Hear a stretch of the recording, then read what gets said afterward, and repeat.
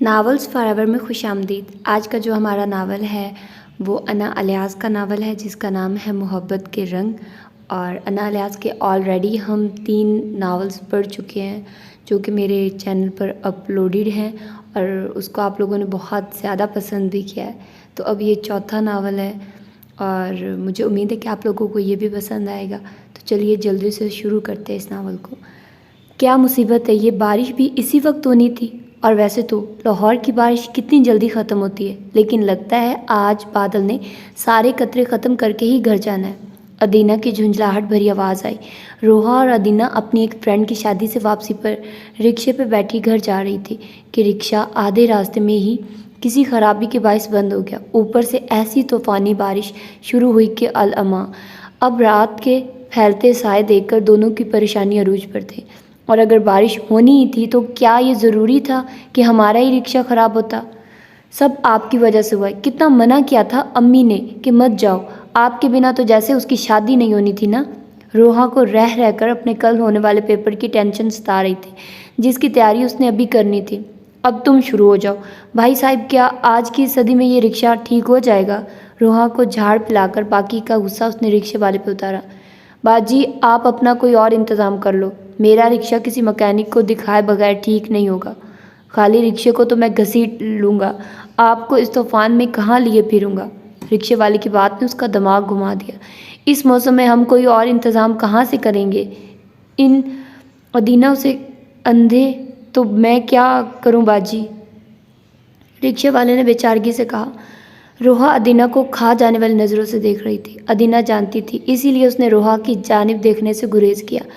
जल्दी से इलाके का जायज़ा लिया। डिफेंस का कोई ब्लॉक था। यकदम उसे याद आया कि उसी रोड पर उसके बॉस का घर है। जल्दी से उसने मोबाइल बैग से निकालकर कोई नंबर मिलाया। हेलो हिना यार, जल्दी से सर शहीर के घर का एड्रेस बताओ। ओके थैंक्स, सुबह बताऊँगी। उसने जल्दी से दिमाग में मतलूबा एड्रेस दोहराया और दाएं जानिब कोठी को गौर से देखा तो उसे लगा कि उसकी मतलूबा जगह यही है। भाई बस एक काम करो, मैं आपको एक एड्रेस लिख कर देती हूँ, चेक करके आओ। ये सामने वाले घर का एड्रेस यही है। अदीना ने जल्दी से एक सफ़े पर एड्रेस लिखा। वो रिक्शे वाला दाएं जानिब बने घर की नंबर प्लेट पढ़ने के लिए गया। क्या करने लगी हैं अब आप, रोहा ने किसी कदर सरासमीगी से अपनी डेयरिंग बहन को देखा जो किसी भी वक्त कुछ भी कर देती थी। चुप करो तुम, अदीना ने उसे खामोश करवाया। जी बाजी यही है, रिक्शे वाला बारिश में भीगता वापस आते हुए बोला। बस भाई हम अब थोड़ी देर तक तुम्हारा रिक्शा छोड़ देंगे, अदीना ने जोश से कोई नंबर डायल करते हुए कहा। दूसरी ही बेल पर कॉल उठा ली गई। Hello how are you Adina, Shaheer की गमगीर आवाज़ सुनाई दी। आई एम गुड सर, आप इस वक्त घर पे हैं। जी खैरियत, शहीर ने हैरान होते पूछा। सर हम आपके घर के बाहर हैं, अगर आप हमें अंदर आने दें तो बाकी की डिटेल फिर सुनाती हूँ। What, okay I am coming. वो हैरान होता छतरी लेता बाहर भागा क्योंकि गेट काफ़ी फासले पर था और वहाँ तक पहुँचते वो भीग सकता था। चौकीदार को दरवाज़ा खोलने को कहा। तुमने अगर जाने से इनकार किया तो मैं तुम्हें यहीं छोड़ जाऊँगी। वो जो अदीना को कुछ कहना ही चाहती थी उसके तेवर देखकर खामोशी से रिक्शे से उतरी। फिर भागते हुए वो शहीर के दरवाजे तक आई जहाँ वो गेट खोले पहले से उनका मुंतज़िर था। दूसरी छतरी अदीना को पकड़ाई, उनको लिए सीधा ड्राइंग रूम की जानिब आया। हाँ जी अब बताइए ये एडवेंचर किस खुशी में था। शहीर ने उनको बैठने का इशारा किया। रोहा तो उसका ड्राइंग रूम देखकर दंग रह गई जहाँ की एक एक चीज़ लाखों की मालूम होती थी। अदीना के लिए ये सब नया नहीं था क्योंकि वह यहाँ पहले भी आ चुकी थी। एक्चुअली सर इसी ब्लॉक में मेरी एक फ्रेंड की शादी थी। वापसी पे रिक्शा आपके घर के बाहर ख़राब हो गया। अब इतनी बारिश में दूसरी सवारी कैसे मिलती, सो मैंने सोचा कुछ देर आपके यहाँ बैठ जाएं। रुकती हैं तो कोई और देखते हैं, अदीना ने तफसील बताई। और इस दौरान उसकी नज़र रोहा को बार बार देख रही थी जिसके लिए शहीर के अलावा बाकी हर चीज़ तवज्जो तलब थी। बहुत अच्छा किया आपने, बाय द वे इनकी तारीफ़, शहीर ने रोहा की जानिब इशारा किया। हो सॉरी मैं इंट्रोडक्शन करवाना भूल गई, मीट माई यंगर सिस्टर रोहा। अब शहीर ने अपनी आंखों का फोकस बाकायदा उसकी जानिब किया। नाइस टू मीट यू, कौन से ग्रेड में हैं आप, शहीर ने शरारत से उससे पूछा जो वाकई अपनी उम्र से बहुत छोटी नज़र आती थी। वो जो शहीर की शरारत समझकर पेचोताप खा रही थी अदीना के कहके पर उसे घूरने लग गई। हाँ नहीं sir, she is a university girl. Really, साफ लग रहा था कि शहीर मसनूई हैरत का मुजाहरा कर रहा है अपनी छा जाने वाली पर्सनैलिटी के साथ। जिसमें 6 फुट से निकलता कद, काली गहरी चमकदार आंखें, खड़ी नाक और हल्की सी शेव सब उसकी पर्सनैलिटी को कम्प्लीमेंट करते थे। आप लोग बैठिए, मैं अपनी मदर को लेकर आता हूँ। क्या लेंगे आप लोग इस वक्त? जूस, चाय, किसी भी तकल्लुफ़ के बगैर बताइएगा, शहीन ने उठते पूछा। सर बस चाय पिलवा दें, कोई और तकल्लुफ़ मत कीजिएगा प्लीज़, अदीना ने सहूलत से सिर्फ चाय का कहा। शहीर अंदर की जाने बढ़ गया। ये सच में इतने ही काइंड है या आपके लिए कोई स्पेशल ऑफ़र है? रोहा ने मशकूक नज़रों से अदीना को देखते हुए पूछा। शट आउट डफर, सर सबके साथ इतने ही नाइस है और वैसे भी हम यूनिवर्सिटी फ़ेलो रह चुके हैं, सो इस वजह से भी मेरी फ्रैंकनेस है। इतनी देर में वो अपनी मामा को ले आया, तारुफ करवाया तो वो रोहा को देखकर निसार हो गई। शफाफ गंदमी रंगत, पतले से होंठ और सबसे नुमाया उसकी ऊपर को मुड़ी घनेरी पलकें थी जो उसकी मासूमियत में इजाफा करती थी। कुछ देर बैठकर बातें करके जब वो उठी तो बारिश थम चुकी थी। शहीन ने अपनी कार पे उन्हें ड्रॉप किया, मगर सारे रास्ते बैक व्यू मिरर से शहीर की नज़रों ने जितना उसे डिस्टर्ब किया, उसने उतरते हुए उसे छिछोरा का लक़ब दिया। अदीना और रोहा 3 बहनें थीं। उनके वालिद इब्रार साहिब दिल के मरीज़ होने की वजह से कोई काम करने के नहीं थे। रिटायर्ड सरकारी मुलाजिम थे। अच्छे वक्तों में अपना घर बना लिया, पेंशन और एक दुकान पर गुजर बसर थी। बेटियां सब स्कॉलरशिप पे पढ़ लिख गई। सबसे बड़ी बिस्मा ने MA इकनॉमिक्स किया और साथ ही उसकी शादी इब्रार साहिब के दोस्त के बेटे से हो गई। अच्छे खाते पीते लोग थे। दूसरे नंबर पे अदीना थी जो MBA के बाद जॉब कर रही थी। उसका निकाह खाला के बेटे से हुआ था जो ऑस्ट्रेलिया रहता था। अदीना का वीज़ा नहीं लग रहा था, सो अदीना ने जॉब शुरू कर दी। सबसे छोटी रोहा IR में मास्टर कर रही थी। अभी स्कॉलर उसका फर्स्ट सेमेस्टर चल रहा था। शहीर अपने वालदैन आसिया और रज़ाक साहिब का इकलौता बेटा है। एक बहन है जुनैरा जो अपने शौहर वली और 2 बच्चों के साथ मुल्क से बाहर जर्मनी में है। शहीर MBA के बाद अपनी गारमेंट्स फैक्ट्री खोलता है जिसमें वो ज़्यादातर अपनी यूनी के टॉप स्टूडेंट्स को चांस देता है, जिसमें अदीना भी थी। शहर के मिल ऑनर्स में उनका शुमार होता था। रोहा यार, ये डाइजेस्ट छोड़ो और मेरे साथ किचन में आओ, शहीर की मम्मी आई हैं। अदीना तेज़ी से कमरे में दाखिल होते हुए बोली। क्या? वो क्या करने आई हैं? रोहा हैरत से चिल्लाई। बेवकूफ़, आहिस्ता बोलो, हमारा घर इतना बड़ा नहीं कि एक कमरे की आवाज़ दूसरे जानिब न जाए। अदीना ने दांत पीसते हुए घर का। मैं ये मान ही नहीं सकती कि आपको पता ना हो। सीधी तरह बताइए, नहीं तो मैं आपके साथ किचन में नहीं जाऊंगी। अदीना ने उसकी धमकी पर उसे खा जाने वाली नज़रों से देखा। ओके, मेरी माँ ना बनो, सीधी तरह चलो। बता रही हैं या? रोहा ने उसे जिद किया। तुम्हारा रिश्ता लाई है शहीर के लिए। क्या? रोहा की चीख का गला बर वक्त अदीना ने उसके मुंह पर हाथ रख कर दबाया। क्या हो गया है तुम्हें? मरवाओगी क्या? वैसे ये खुशी की चीख थी या सदमे की? अदीना ने उसके मुंह पर से हाथ हटाते हुए कहा। ऑफ कोर्स सदमे से। इस छिछोरे की इतनी हिम्मत! रोहा का तो बस नहीं चल रहा था कि शहीर का दिमाग ही दुरुस्त कराए। व्हाट नॉनसेंस रोहा, दुनिया मरती है उस पर, इतने डिसेंट है वो। अदीना ने किसी कदर बुरा मानते हुए कहा। तो वो क्यों इस दुनिया पर नहीं मर गया? रोहा ने बुरा मुंह बनाते हुए कहा। अच्छा, अभी तो मेरे साथ चलो या अम्मी को बुलाऊं? अदीना ने घरकते हुए कहा। जैसे ही वो चाय के लवाजमात से भरी ट्राली लेकर ड्राइंग रूम में एंटर हुई, शहीर की मम्मी और डैडी ने खड़े होकर उसका इस्तकबाल किया। वो चाय की ट्रे टेबल पर रखकर उनकी मोहब्बत पे शर्मिंदा होकर उनसे मिलने को खुद ही बैठते हुए उसे अपने पास ही बुला लिया। आगे बढ़ी शहीर की मम्मी की तरफ। चाय खुशगवार माहौल में पी गई। वापस जाने से पहले शहीर की मम्मी ने उसके हाथ पे 1000 के कितने ही नोट रखे। अरे बहन जी, अभी ये मत करिए, हमें सोचने का तो मौका दीजिए। तमातों से बात करके हम जल्दी आपको जवाब देंगे। रोहा की अम्मी ने रोहा से पैसे लेकर वापस पकड़ाते हुए कहा। अरे नहीं बहन, ये तो बस हम वैसे ही अपनी बेटी को दे रहे हैं। आप इत्मीनान से सोचिए, लेकिन जवाब हाँ में मिले। शहीर की मम्मी ने रोहा को साथ लिपटाते हुए कहा। इंशाल्लाह। सबके मुंह से बेख्तियार एक ही लफ्ज़ निकला। अगले कुछ दिन रोहा की ज़िंदगी के सबसे मुश्किल दिन थे, क्योंकि अगले दिन ही उसके अम्मी अबू शहीर से मिल आए। उसी रात दामादों को तफसील बताई। मूसा, जिसके साथ अदीना का निकाह हुआ था और अदीना के तवस्सुत से शहीर को बहुत अच्छे से जानता था, सो उसने तो फ़ौरन रज़ामंदी दे दी। जबकि बिस्मा और उसका शौहर रमीज़, जो कि कराची रहते थे, 1-2 दिन में ही लाहौर आ गए। शहीर से मिलकर इत्मीनान किया और इन लोगों को हाँ में जवाब दे दिया। इस तमाम वक्त में रोहा खामोश तमाशाई थी। आखिर बिस्मा के आगे फट पड़ी जब वो उसे शहीर के हवाले से छेड़ रही थी। अदीना में पास बेड पर बैठी लैपटॉप पे ऑफिस का काम कर रही थी। बस करें आप सब, तंग आ गई हूँ मैं घर में ये सब बातें सुनकर। नहीं करनी मुझे किसी के साथ शादी। गुस्से में बिस्मा को टोकती वो हाथों पर चेहरा छुपा कर रो पड़ी। बिस्मा तो उसके रिएक्शन पर शॉक्ड रह गई, जबकि अदीना की हालत में रत्ती बराबर फ़र्क नहीं आया। क्या कह रही है ये? बिस्मा के मुंह से बामुश्किल ये अल्फाज निकले। उसने अदीना की तरफ रुख मोड़कर पूछा। रोहा से वो बहुत प्यार करती थी, शादी से पहले माँ बनकर उसका ख्याल रखती थी। बेइख्तियार उसको अपने साथ लिपटाया। बकवास कर रही है, इसको करने दे। आप होती कौन है मेरी ज़िंदगी का फैसला करने वाली? रोहा चिल्लाकर बोली। उसकी ऊंची आवाज़ सुनकर सफ़िया बेगम घबरा कर अंदर आई। क्या हुआ है? उन्होंने घबरा कर पूछा। पूछिए इनसे, क्यों मेरी ज़िंदगी का फैसला ये कर रही हैं? ये कोई सब्जेक्ट सिलेक्शन या यूनिवर्सिटी में एडमिशन का मामला नहीं है जो मैं इन पर डिपेंड करूँगी। मेरी ज़िंदगी का मामला है ये। अदीना की जानिब गुस्से से देखती आंसू साफ करते बोली। अदीना, तुमने तो कहा था कि रोहा राज़ी है। बिस्मा ने हैरत से अदीना की जानिब देखा, जो गुस्से से लैपटॉप बंद कर रही थी। अदीना, सफ़िया बेगम ने भी बेयकीनी से उसकी तरफ देखा।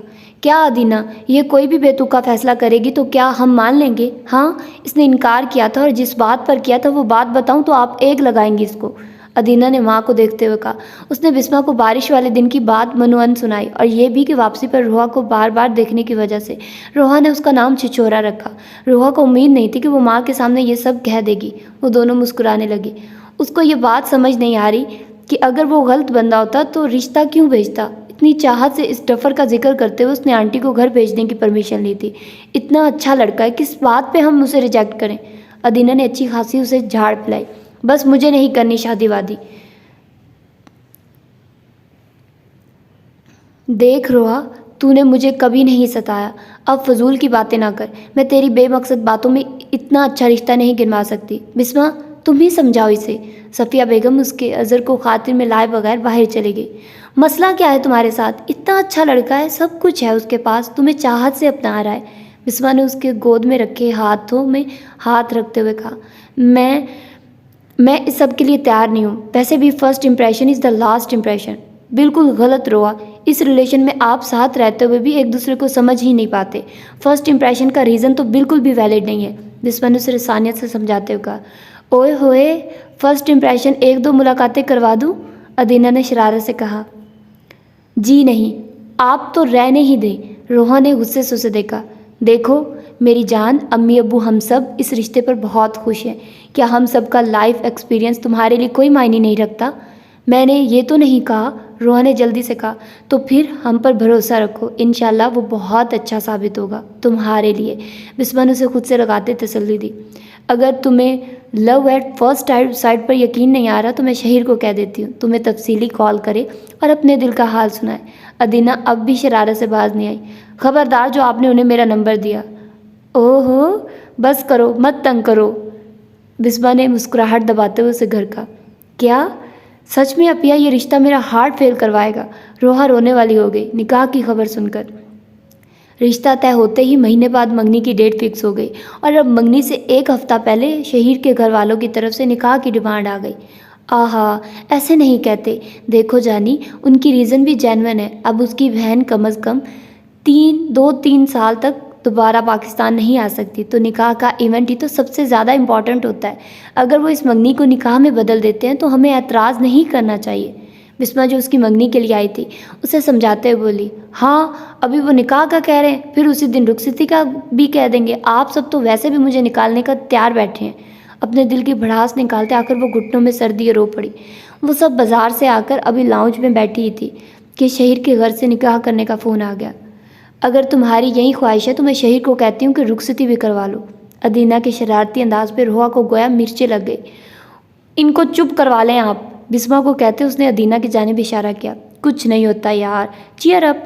उसने अदीना को घूरते हुए रोहा को प्यार से अपने साथ लगाया। कब उसने एजाबो कबूल किया वो नहीं जानती थी, बस उसे यही डर लगा हुआ था कि कहीं रुखसती का ऑर्डर ना आ जाए। निकाह की तकरीब शहीर की फैमिली ने दीवाने ख़ास में अरेंज की हुई थी। उसका मानना यह था कि लड़की के घर वालों पे कोई बोझ नहीं डालना चाहिए। कुछ पसोपेश के बाद रोहा के पेरेंट्स मान गए। निकाह के बाद जब रोहा को शहीर के साथ बिठाने के लिए लाया गया तो रोहा के चेहरे पर अलग से रेड कलर के दुपट्टे का घूंघट गिराया गया था। रोहा का dress half white Rajasthani frock और रेड चूड़ीदार पजामा था, जबकि दुपट्टा भी हाफ वाइट था।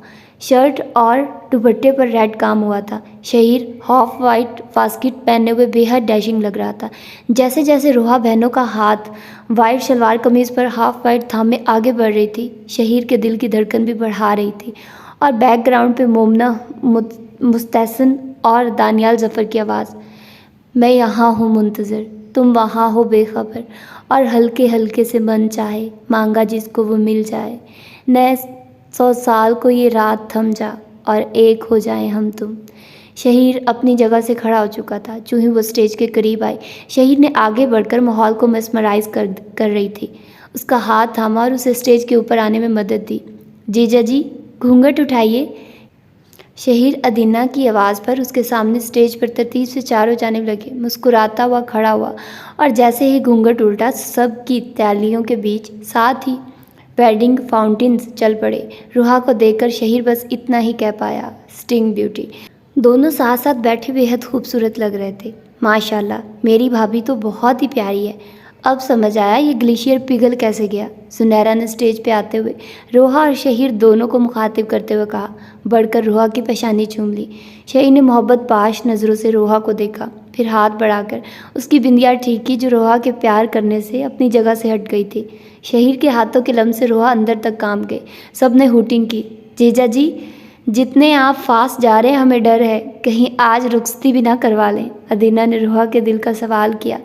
हो भी सकता है, आपकी बहन के तेवर मेरी नीयत ख़राब कर रहे हैं। शहीर की मुस्कुराती आवाज़ में दिए जाने वाले जवाब ने रोहा के आसान ख़ता कर दिया। उसने बेयकीन नज़रों से शहीर की तरफ देखा, जिसकी मुस्कुराती आंखों में शरारत थी। रोहा ने वापस नज़रें झुका ली, मगर दिमाग रुखसती वाली बात पे अटक गया। जैसे ही सब खाने की तरफ मुतवज्जे हुए, उसने आहिस्तगी से रोहा का हाथ थामा और अपनी बास्केट की जेब में से नहायत खूबसूरत अंगूठी उसके दाएं हाथ की तीसरी उंगली में पहनाई।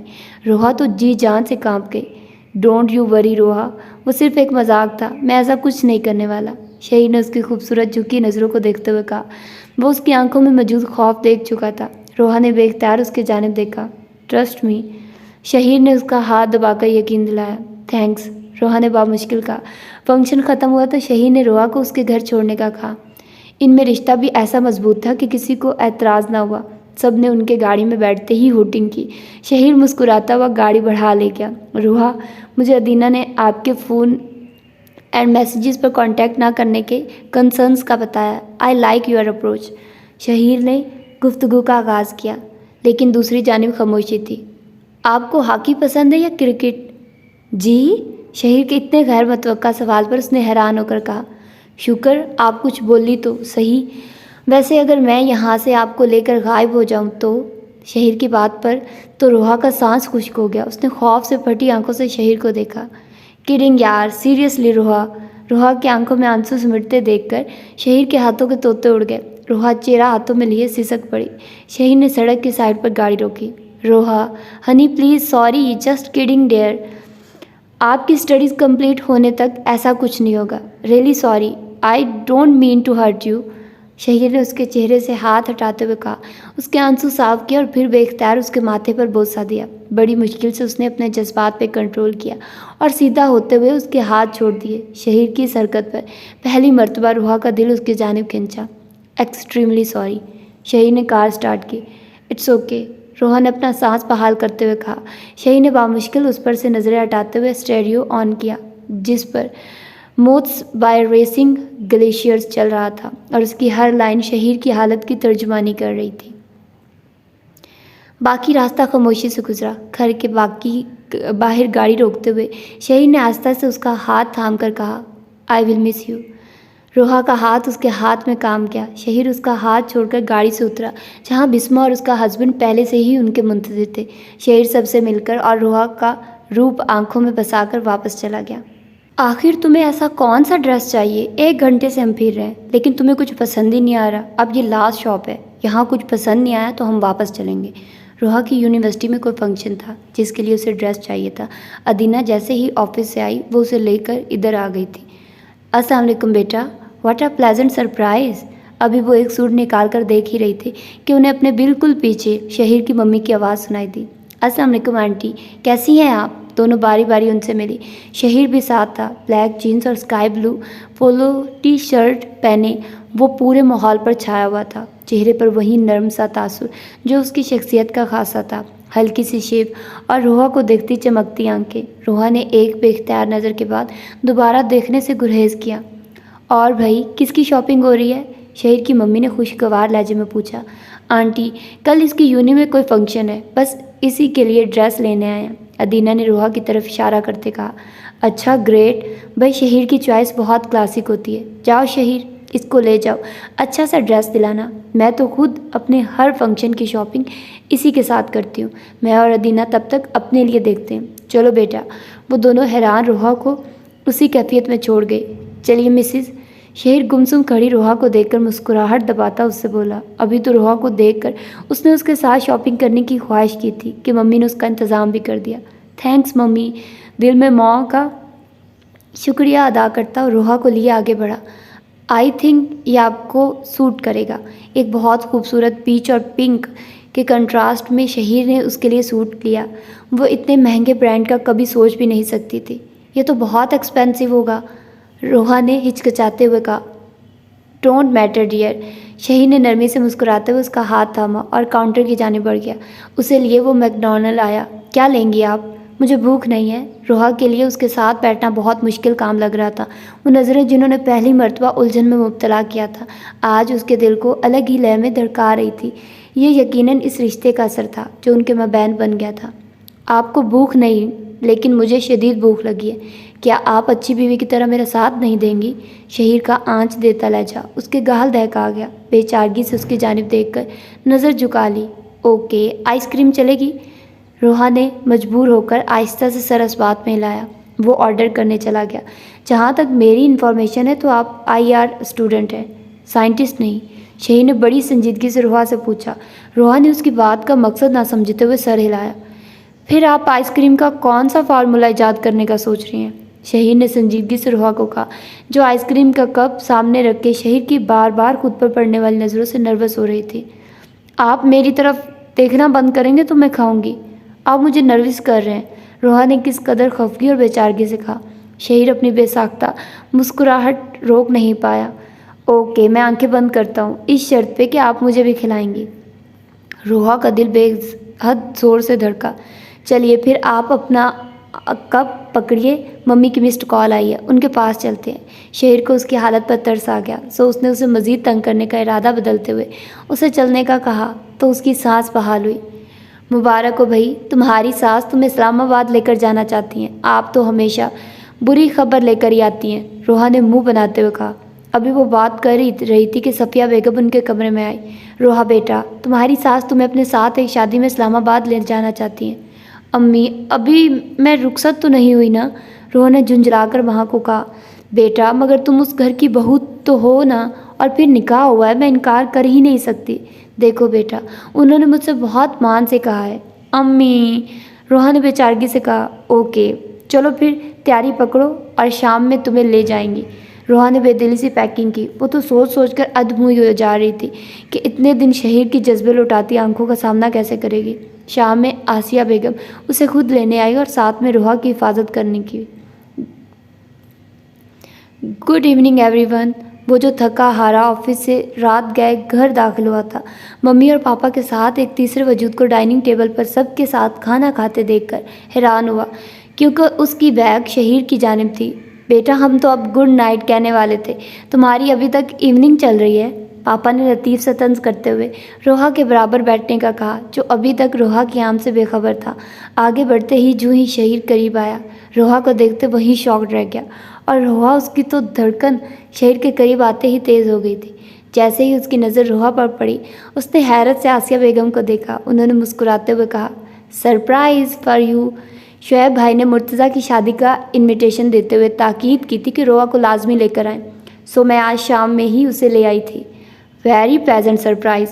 मैं फ़्रेश होकर आता हूँ, फिर आपको डिनर में ज्वाइन करता हूँ। आसिया बेगम के बड़े भाई इस्लामाबाद में रहते थे, जिनके बेटे की शादी के लिए इन सब ने कल सुबह निकलना था। जैसे ही शहीर अपने कमरे की जानिब जाने के लिए बढ़ा, जो कि ऊपर के पोर्शन में था, तो रोहा की सांस बहाल हुई। उफ़, इस बंदे के सामने मैं इतना क्यों घबराती हूँ? खुद को मलामत करते उसने सोचा। शहीर के आने से पहले उसने जल्दी जल्दी खाना ख़त्म किया। अरे बेटा, और लो ना, तुम तो चिड़िया जितना खाती हो। शहीर के पापा ने उसको उठते हुए देखा तो बोले, बस अंकल, मैं इतना ही लेती हूँ। अंकल नहीं, पापा, ओके। उन्होंने कुर्सी से उठते मोहब्बत से उसके सर पर हाथ फेरते हुए कहा, और मुझे मम्मी। मम्मी गालबन शहीर के इंतज़ार में बैठी थी। पापा, आप इस वक्त चाय लेंगे या कॉफ़ी? रोहा ने जल्दी से उनसे पूछा। वाह भाई, ये होती हैं बेटियाँ। बेटा, कॉफ़ी चलेगी, उन्होंने मुस्कुराते हुए बताया और अपने कमरे की जानिब बढ़ गए। और मम्मी आप? रोहा ने उनकी जानिब देखते हुए कहा। मेरी जान, मैं कुछ नहीं लूँगी, तुम बस अपने पापा और शहीर के लिए बना दो। आसिया बेगम ने नहायत मोहब्बत से उसको देखते हुए कहा। वो बर्तन उठाने लगी। अरे बेटा, रहने दो, वसीम उठा लेगा। आसिया बेगम ने रोहा को बर्तन उठाते देखकर टोका और मुलाजिम लड़के का नाम लिया। कोई बात नहीं मम्मी, उसने सहूलत से कहा। किचन में आकर वसीम से काफ़ी की चीज़ों का पूछा और दिल में दुआ करने लगी कि शहीर से अभी सामना ना हो, क्योंकि उसकी आवाज़ अब डाइनिंग रूम से आ रही थी। जैसे ही वो कॉफ़ी बनाकर फारिग हुई और दूध फ्रिज में रखने के लिए मुड़ी, दरवाजे में खड़े शहीर से नज़र मिली। उसने भरपूर नज़रों से रोहा को देखकर वसीम को बुलाया। मम्मी कह रही है कि टेबल से बर्तन उठा लो। रोहा धड़कते दिल से फ्रिज की जानिब मुड़ी। तो आप मुझसे छुप के यहाँ बैठी हैं? शहीर अंदर आकर उसी स्लैब के साथ टेक लगाकर खड़ा हुआ जहाँ कॉफ़ी के कप पड़े थे। जी नहीं, मैं क्यों छुपूंगी आपसे? रोहा ने अपना लहजा मजबूत बनाने की कोशिश की। वापस आकर ट्रे में कप रखने लगी, मगर उसके हाथों की लर्जिश शहीर से छुपी नहीं रही।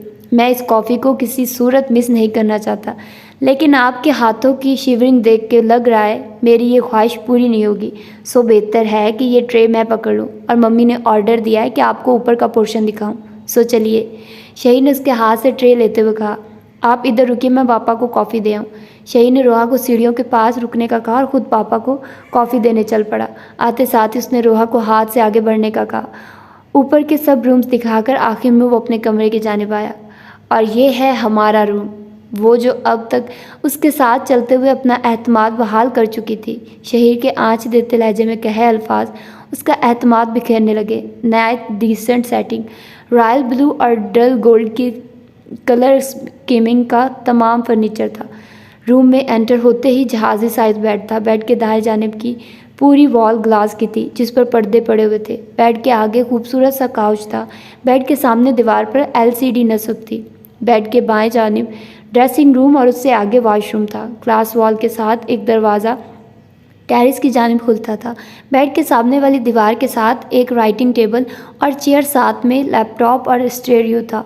शहीर ने बेड के साइड टेबल पर ट्रे रखी, फिर रोहा को काउच पर बैठने का इशारा किया और राइटिंग टेबल के साथ रखी चेयर उसके सामने रखता हुआ उस पर बैठकर कॉफ़ी पीने लगा। कैसा लगा आपको ये रूम? रोहा को नज़रों के फोकस में रखकर उसने पूछा। बहुत अच्छा। कोई चेंजेस करवानी है? नहीं। रोहा के मुसलसल इधर उधर देखने पर शहीर कुछ देर उसकी इस हरकत को नोट करता रहा। रोहा, आप इस रिश्ते से खुश हैं? शहीर ने जांचती नज़रों से रोहा को देखा। उसने हैरान होकर शहीर की जानिब देखा। आप ये क्यों पूछ रहे हैं? मुझे ऐसा क्यों लगता है कि आप खुश नहीं हैं? जब भी हम मिले हैं आपने हाँ हूँ नहीं और जी के अलावा कभी कुछ नहीं कहा, और आप मेरी तरफ देखना भी अवॉइड करती हैं।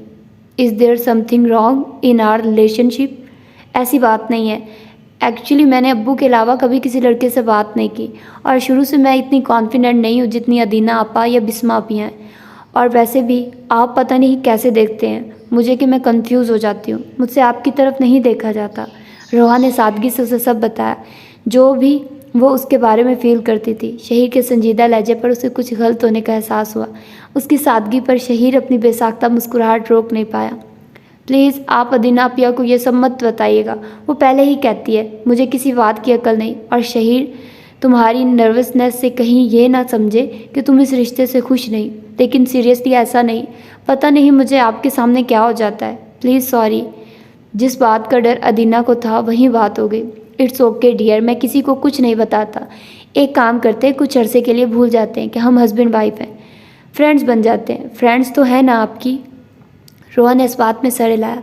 फिर शहीर उससे उसकी यूनिवर्सिटी और पसंदीदा चीज़ों के बारे में पूछता रहा ताकि उसकी नर्वसनेस कम हो। फिर फ्रेंड्स। कुछ देर बाद जब वो सोने के लिए उठने लगी, शहीर ने उसके सामने अपना दायां हाथ फैलाते हुए कहा, वो तो हम बन गए हैं ना? रोहा ने उसके फैले हाथ से नज़रें चुराते हुए कहा, नहीं भाई, हाथ मिलाते हैं तो सही फ्रेंड्स बनते हैं। शहीर उसके सामने खड़े होते बोला, और ये एटिकेट्स के सख्त खिलाफ है कि एक शख्स आपकी तरफ दोस्ती का हाथ बढ़ाए और आप थामे ही नहीं। शहीर ने कहते हुए मुस्कुराहट होंठों में दबाई। मैं आपको जाने नहीं दूंगा यहाँ से, तब तक आप मुझे धमकी दे रहे हैं। वो जो कुछ देर पहले रिलैक्स हो गई थी फिर से परेशान हो गई। नहीं यार, रिक्वेस्ट कर रहा हूँ। रोहा ने धड़कते दिल से उसके हाथ पे अपना नाजुक सा हाथ बढ़ाया। Thanks my sweet friend. Shaheer ने हल्के से उसका हाथ दबाकर छोड़ दिया। वो तेज़ी से उसके कमरे से निकली। गेस्ट रूम में आकर अपने धड़कते दिल को संभाला। अभी बेड पर लेट कर मोबाइल हाथ में लिया ही था कि अनजाने नंबर से मैसेज आया। हैरान होकर खोला। Missing your presence in my room sweet friend, yours Shaheer. Roha के चेहरे पे बेसाख्ता मुस्कुराहट बिखरी। फिर अपनी बेस्ट फ्रेंड शानजे, जिसके साथ वो अपनी हर बात शेयर करती थी, उसे आज की रवादार सुनाई। चलो भाई, अब जल्दी निकलो। सुबह 8 बजे वो लोग इस्लामाबाद के लिए निकले। कार शहीर खुद ड्राइव कर रहा था। पापा आगे बैठे थे, जबकि रोहा शहीर की पिछली सीट पर थी और मम्मी उसके साथ। अभी कार ड्राइव करते कुछ देर गुजरी थी कि उसने शानजे को अपने निकलने का मैसेज किया। थोड़ी देर बाद ही शानजे का रिप्लाई आया। तुम शहीर के साथ बैठी हो क्या? शानजे ने शरारत से पूछा। उसने मुस्कुराते हुए मैसेज बंद किया और बैक व्यू मिरर में शहीर की काली चमकदार आंखें देखी। फिर कुछ सोचते हुए जल्दी से मैसेज टाइप किया। अरे मेरी ऐसी किस्मत कहाँ कि मैं शहीर के साथ बैठूं, जालिम समाज साथ बैठे। अभी उसने सेंड करके फ़ोन बंद किया ही था कि शहीर के फ़ोन पर मैसेज टून आई। जैसे ही उसने इनबॉक्स खोला तो रोहा के नंबर को देखकर हैरान हुआ। जो ही मैसेज पढ़ा तो बेख्तियार कहका लगाया। क्या हुआ? रज़ाक साहब उसे हंसते देखकर पूछा। कुछ नहीं, एक जोक पढ़ा है। थोड़ी देर बाद रोहा के मोबाइल पर मैसेज टून आई। उसने खोला तो शहीर का नंबर, जो रात में ही उसके नाम से सेव हुआ था, देखकर हैरान हुई। अच्छा, तो मेरे डैडी अब जालिम समाज है। रोहा ने हैरान होकर जब ऊपर अपना मैसेज पढ़ा तो शर्म से पानी पानी हो गई, क्योंकि जल्दी में शानजे की जगह वो मैसेज शहीर को कर दिया था। बेख्तियार बैक व्यू मिरर में देखा, जहाँ 2 शरारती आंखें पहले से ही उसे देख रही थी। Please I am so sorry, गलती से मैसेज आपको सेंड हो गया। मैं तो अपनी फ्रेंड से मजाक कर रही थी। मेरा मकसद पापा को जालिम समाज कहना नहीं था। रोहा ने शहीर को फ़ौरन मैसेज टाइप किया। खफ़त से उसने दोबारा बैक व्यू मिरर में भी ना देखा। आहा, ऐसे तो माफ़ी नहीं मिलेगी। आपको मेरी एक बात मानना होगी। शहीर ने फ़ौरन रिप्लाई किया। ओके, जो कहेंगे मानूंगी। रोहा ने बगैर सोचे समझे जल्दी से लिखा। ओके, वक्त आने पर बताऊंगा, लेकिन अपनी बात से मुकरना नहीं, अदरवाइज़ मैं पापा को बता दूंगा कि आप उन्हें जालिम समाज समझती हैं। शहीर ने जल्दी से मैसेज टाइप किया। शहीर कितनी मर्तबा कहा है बेटा, ड्राइव करते फ़ोन पर टिक टिक मत किया करो।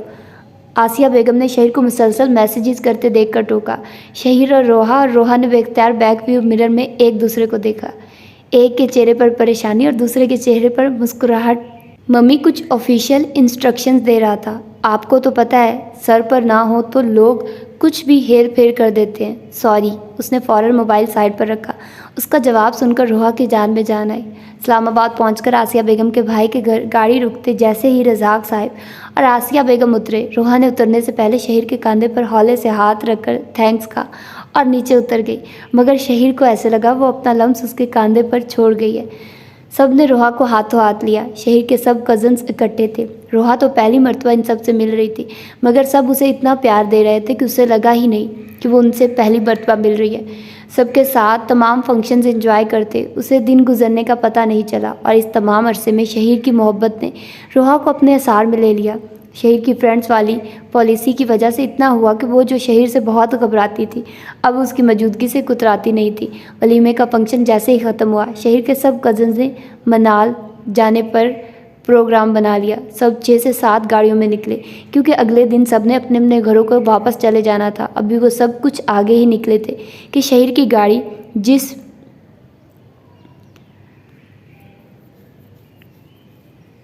गाड़ी के पीछे से एक और गाड़ी आई, जिसमें मेटर रोहा और शहीर की 2 और कज़न थी। वो रुक गई। मुर्तज़ा, जिसकी शादी पे ये लोग आए थे, उसने अपनी गाड़ी शहीर की गाड़ी के बराबर रोकी। शहीर की गाड़ी से उसकी दोनों कज़न्स शरारत से शहीर और रोहा को बेस्ट विशेस देती उतरकर मुर्तज़ा की गाड़ी में बैठ गई। मुर्तज़ा शहीर को हैव अ गुड टाइम कहता आगे बढ़ गया। ये सब इतनी अचानक हुआ कि रोहा हैरत के मारे गुम थी। शहीर ने मुस्कुराते हुए रोहा की हैरान नज़रों में देखा। क्या हुआ मिसिस? शहीर ने मुस्कुराते हुए भुएं चकाते हुए रोहा की हैरत को देखा। ये सब वहाँ क्यों गई और अब हम कहाँ जा रहे हैं, वो भी अकेले? रोहा ने शहीर को कार स्टार्ट करते देखकर दिमाग में आए सवाल पूछे। पहली बात तो ये कि दो बंदे अकेले नहीं होते। दूसरी बात यह कि हम कुछ टाइम एक दूसरे के साथ एंजॉय करने जा रहे हैं। शहीन ने उसे नरम और लो देती नज़रों से देखते हुए कहा, जो खद्दर के पिंक और डार्क ब्राउन शर्ट और शॉल के साथ ब्राउन जीन्स पहने, मीठे मीठे मेकअप में घने बालों को कैचर में बांधे सीधा उसके दिल में उतर रही थी। दिसंबर की सर्द और इस्लामाबाद की खामोश सड़क पर शहर के हमरा अकेले गाड़ी में रोहा की जान पर बनी हुई थी। ऊपर से शहर की बातों से इतनी सर्द रात में भी उसके पसीने छूट रहे थे। क्या मतलब आपका इस बात से? रोहा ने सरासमगी से उसकी जानिब देखा। शहर उसकी घबराहट को शर्म हया समझ रहा था, जबकि वो खौफजदा हो रही थी। आपको याद है उस दिन आपके मुझे गलती से मैसेज करने पर मैंने कहा था कि मैं आपको तब माफ़ मानने का करूँगा जब आप मेरी एक बात मानेंगी। बस समझे कि आज वो बात का वक्त आ गया है। शही ने उसे याद दिलाते हुए कहा, किस तरह की बात मानना होगी मुझे? शही ने कुछ हैरत से उसके खौफजदा चेहरे को देखा। अरे इतना डर क्यों रही हैं? बस कुछ देर में आपके साथ अपने रिलेशन को भरपूर तरीके से एंजॉय करना चाहता हूँ। फ्यूचर की कुछ प्लानिंग। शही ने मुस्कुराते हुए रोहा का हाथ पकड़ना चाहा, मगर उसे तो गोया करंट लग गया। वो शहर की बात को किसी और रंग में ले गई। खबरदार जो आपने मुझे हाथ लगाया तो। अगर मेरे पेरेंट्स ने मेरा अच्छा फ्यूचर देखते हुए आपके साथ मेरा निकाह कर दिया तो इसका मतलब ये नहीं कि आप जैसे चाहें मुझे इस्तेमाल करें। मैं आपकी हाई सोसाइटी की लड़कियों की तरह नहीं हूँ जो शादी से पहले। आप क्या समझ कर मुझे यहाँ लेकर आए? अपने दिल की भड़ास निकालते आखिर में वो चेहरा हाथों में लिए रो पड़ी। शट अप रोआ, इतना घटिया समझती हो आप मुझे? मैं महरम हूँ आपका। अगर कहीं ले जाकर आपको बात करना चाहता हूँ तो इसका मतलब है कि मैं, ओ गॉड, इतनी बेअतबारी। शहर तो हैरत के मारे गूंग रह गया। वो तो सिर्फ उसके साथ लॉन्ग ड्राइव के दौरान कुछ बातें करना चाहता था ताकि इन दिनों की कुछ अच्छी यादें लेकर जा सके। झूठ मत बोलिए, अब आप अपनी गंदी सोच पर पर्दा रखना चाहते हैं। और अभी आपने कहा था कि मैं आपके साथ अपने रिश्ते को महसूस करना चाहता हूँ। पहले आपने मुझे दोस्ती की आड़ में शीशे में उतारा और जब मैंने बेवकूफ़ों की तरह एतबार कर लिया तो अब आप मेरी बेवकूफ़ी का फ़ायदा उठाना चाहते हैं। रोहा बिलक बिलक कर रोई। शहर को मज़ीद कार ड्राइव करना मुश्किल हो गया। उसने सड़क के किनारे गाड़ी रोक दी थी और खौफनाक तेवरों से रोहा की जानिब देखा जो घुटनों पर सर रखे हुए थी। शहीद ने गुस्से से उसे सीधा करते हुए अपने हाथ उसके कंधों पर सख्ती से रखे। Shut up, just shut up, वो गुस्से से दहाड़ा। आप मेरी बीवी हैं। आपके नज़दीक आने के लिए मुझे इस किस्म की घटिया प्लानिंग की ज़रूरत नहीं है। मैं आपको कहीं भी ले जाऊं तो दुनिया की कोई अदालत मुझे पूछने वाली नहीं है, समझिए आप? मुझे पहले ही खौफज़दा थी। शहीर के इतने ख़तरनाक रिएक्शन की ताब न लाते हुए उसके बाजुओं में झूल गई। रोहा, रोहा, शहीर ने परेशानी से उसको झंझोड़ा, मगर बेसूद। उसको संभालते जल्दी से गाड़ी स्टार्ट की और करीबी हॉस्पिटल की जानिब बढ़ा। वहाँ पहुंचकर फ़ौरन मुर्तज़ा को सूरत हाल बताकर हॉस्पिटल पहुंचने का कहा। डॉक्टर्स फ़ौरन एमरजेंसी में ले गए और नर्वस ब्रेकडाउन का बताया। हर गुजरते लम्हे के साथ रोहा की कंडीशन सीरियस हो रही थी। मुर्तज़ा अकेला आते हुए नज़र आया। वो शहीर का बेस्ट फ्रेंड भी था। शहीर ने उसे सारी सूरत हाल बताई कि रोहा किस मिसअंडरस्टैंडिंग का शिकार हुई। यार तुम्हें ये सब ऐसे नहीं कहना चाहिए था। हाँ मैं मानता हूँ कि मेरे अल्फाज शायद गलत थे, मगर मुझे नहीं पता था वो मेरे बारे में इतना नेगेटिव सोचती है। चल इस बात को छोड़, उनके लिए दुआ कर। और हाँ, फूफो और अंकल को अब बुलाना पड़ेगा। मुर्तज़ा की बात ने उसकी परेशानी में इजाफा किया। बहरहाल अब वो ये सब अकेले हैंडल नहीं कर सकता था। उसने फ़ोन करके इन दोनों को हॉस्पिटल आने का कहा और घर में किसी और से जिक्र करने का मना किया। एक तरफ रोहा की टेंशन और एक तरफ मम्मी पापा को फेस करने की टेंशन ने शहीर का दिमाग माफ कर दिया था। उसे क्या खबर थी कि कुछ अच्छे लम्हों की ख्वाहिश में ज़िंदगी उसे इतने अजीब दुराहे पर ले आएगी। उसने तो हमेशा लड़कियों से फासले पर रहकर बात की। उसकी अब तक की ज़िंदगी में कभी कोई स्कैंडल नहीं बना और आज अपनी ही बीवी के हाथों बेअतबारी का ऐसा आईना देखा जिसमें वो अपनी शबिया देखकर खुद हैरान रह गया। मोहब्बत कभी कभी इंसान को बहुत ख्वार करती है, ये आज उसने जान लिया। इतने सख्त अल्फाज अपनी मोहब्बत के मुंह से सुनकर भी वो बाहर खड़ा उसी की ज़िंदगी के लिए दुआगो था। यार तू टेंशन ना ले, मैं अंकल और पुप्पो को संभाल लूँगा। मुर्तज़ा बिन कहे उसकी कैफियत समझ गया था। कुछ देर बाद ही उन्हें आसिया बेगम और रज़ाक साहिब इमरजेंसी की तरफ आते दिखाई दिए। मुर्तज़ा उनकी जानिब बढ़ा। क्या बात है, कौन है हॉस्पिटल में, क्यों आए हैं यहाँ? शहीर ने, तुम ठीक हो मेरी जान? आसिया बेगम ने घबराते हुए शहीर को देखते हुए उसकी जानिब बेकरारी से बढ़ी। उसके चेहरे बाजुओं को टटोला। फूफो ये ठीक है, एक्चुअली अंदर इमरजेंसी में रोहा भाभी है। हम मनाल जा रहे थे कि रास्ते में अचानक बेहोश हो गई। डॉक्टर्स कह रहे हैं कि शायद थकावट से बीपी बहुत डाउन हो गया था कि वो नर्वस ब्रेकडाउन का सबब बना। क्या? ये क्या हो गया मेरी बच्ची को? लेकिन बीपी कैसे लो हो गया इतना? आसिया बेगम तो दिल थाम कर रह गई। उसी वक्त डॉक्टर आया। आपकी वाइफ रिकवर कर गई हैं। अभी थोड़ी देर में हम उन्हें रूम में शिफ्ट करेंगे तो आप उनको देख सकते हैं। जब रोहा को मुकम्मल होश आया तो आसिया बेगम उससे सबसे पहले मिलने गई। बेटा तुम भी रोहा बेटी को देखाओ, रज़ाक साहब ने शहीर को कहा। वो बस सर हिलाकर रह गया। इस बेमहर का एक एक बेएतबारी से भरा लफ्ज़ याद आया। घर में मुर्तज़ा ने बस इतना बताया था कि रोहा की तबीयत कुछ ख़राब हो गई है और ये कि घर से कोई ना आए क्योंकि डॉक्टर ज़्यादा लोगों को हॉस्पिटल में रहने नहीं दे रहे। थोड़ी देर बाद आसिया बेगम रोहा से मिलकर बाहर आई। शहीर के सामने खड़ी होकर कितनी देर उसे बेयकीन नज़रों से देखती रही। क्या बात है बेगम, शहीर को ऐसे क्यों देख रही हैं? सब हैरत से उन्हें देखने लगे। आखिर रज़ाक ने साहिब ने पूछा। देख रही हूँ कि आज पहली मर्तबा मुझसे सच छुपाने के बाद मेरे बेटे में मुझसे नज़र मिलाने की हिम्मत है या नहीं। उनकी बात पर शहीर ने बेख्तियार नज़रें झुका ली, जिस पर कर्ब से आसिया बेगम ने आंखें मींच ली और कितने ही आंसू उनकी आंखों से बह गए। हुआ क्या है? रज़ाक साहब ने परेशानी से दोनों को बारी बारी देखा। मुर्तज़ा भी सर झुका गया। पूछिए इसे क्या किया इसने इस मासूम के साथ कि वो खौफज़दा होकर मुझसे ही मेरे बेटे से खुद को बचाने की भीख मांग रही थी। डूब मरने को दिल चाह रहा है मेरा। आसिया बेगम रोते रोते रज़ाक साहिब के बाजू पर सर रखकर रो पड़ी। शहीर? रज़ाक साहिब दुख और तासुब से बस इतना ही कह पाए। मम्मी प्लीज़ अब आप ये मत करें मेरे साथ। ये सही है कि रोहा का जब नर्वस ब्रेकडाउन हुआ वो मेरी ही कार में थी और उसमें सिर्फ हम दोनों ही थे, मगर मैं ऐसा गिरा हुआ नहीं कि अपनी बीवी से। प्लीज़ मम्मी आप मुझे जानती नहीं क्या? वाकई मैं तुम्हें नहीं जानती। जो रूप मैंने आज तुम्हारा देखा है तो मैं वाकई तुम्हें नहीं जानती। अगर कोई बात नहीं तो वो इतनी खौफज़दा क्यों है तुमसे? इस हालत में वो क्यों पहुंची और मुर्तज़ा ने मुझसे झूठ क्यों बोला? वो आंसू साफ करते हुए मुर्तज़ा की जानिब मुड़ी और गुस्से से उससे घूरा। फूफो सीरियसली शहीर बेकसूर है। बकवास बंद करो तुम, उसके करतूतों पर पर्दा रख रहे हो। उन्होंने गुस्से से मुर्तज़ा को खामोश कराया। शहीर एकदम से गुस्से से रोहा के रूम की जानिब बढ़ने लगा कि रज़ाक साहिब ने उसे बाजू से पकड़ कर रोका। कहाँ जा रहे हो अब? उससे पूछने कि आखिर मेरा जुर्म क्या है, वो ये सब ड्रामे क्यों कर रही है? अगर माँ की ज़रा सी भी मोहब्बत दिल में है तो तुम अब उसके पास नहीं जाओगे और आप कल की मेरी और रोहा की प्लेन की टिकट्स करवाइए। शहीर को गुस्से से देखती रज़ाक साहब से मुखातिब होती वो रोहा के कमरे की जानिब बढ़ गई। न जाने कितने वास्ते देकर उन्हें रोहा को अपने घर वालों को कुछ भी बताने से मना किया, न जाने कैसे, मगर वो मान गई। इस वाक़े के कुछ दिन बाद ही आसिया बेगम ने रोहा की मम्मी से इन दोनों की शादी की बात की। सफ़िया बेगम खुद निकाह के इस रिश्ते को इतना लटकाने के हक़ में नहीं थी, लिहाजा उन्होंने हामी भरते हुए बाकी सब घर वालों से मशवरा करने का कहा। आसिया बेगम ने उन्हें तसल्ली दिलाई कि रोहा के मास्टर्स की जिम्मेदारी उन पर होगी। रोहा से जब उन्होंने बात की तो वो तो अच्छे से ही उखड़ गई। मुझे इस बंदे से शादी नहीं करनी, उसे कहिए मुझे तलाक। रोहा? उसकी बात पर सफ़िया बेगम का बेख्तियार हाथ उठा। पागल क्यों हो गई हो? शादी नहीं करनी? दिमाग ख़राब हुआ है तुम्हारा? खबरदार जो तुम ये लफ्ज़ आइंदा ज़बान पर लाई। मैं आज ही उन्हें इसी महीने के अंदर अंदर तुम्हें रुखसत कराने का कहती हूँ। उन्होंने गुस्से से उसे देखा जो अब तक शौक की कैफियत में थी। फिर आनंद फानंद सब तय हो गया, मगर जिन दो लोगों की शादी थी उनके अलावा सब खुश थे। एक ने इंतकाम के जज्बे को दिल में रख कर इस रिश्ते का आगाज़ किया और दूसरे ने नदामत और बहुत से ख्वाबों की किरचियों समेत। रुखसत होकर जब वो शहीर के घर आई तो आसिया बेगम ने उसकी तबीयत और संजीदा मूड देखते हुए कोई रस्म न की और सीधा उसे शहीर के कमरे में ले गई, जहाँ बेड के चारों तरफ गुलाब की पत्तियां बिखरी हुई थी। बेड के दोनों साइड टेबल्स पर बुके रखे हुए थे, मगर अपने इंतकामी जज्बे के बायस वो माहौल की खूबसूरती को महसूस ही नहीं कर सकी।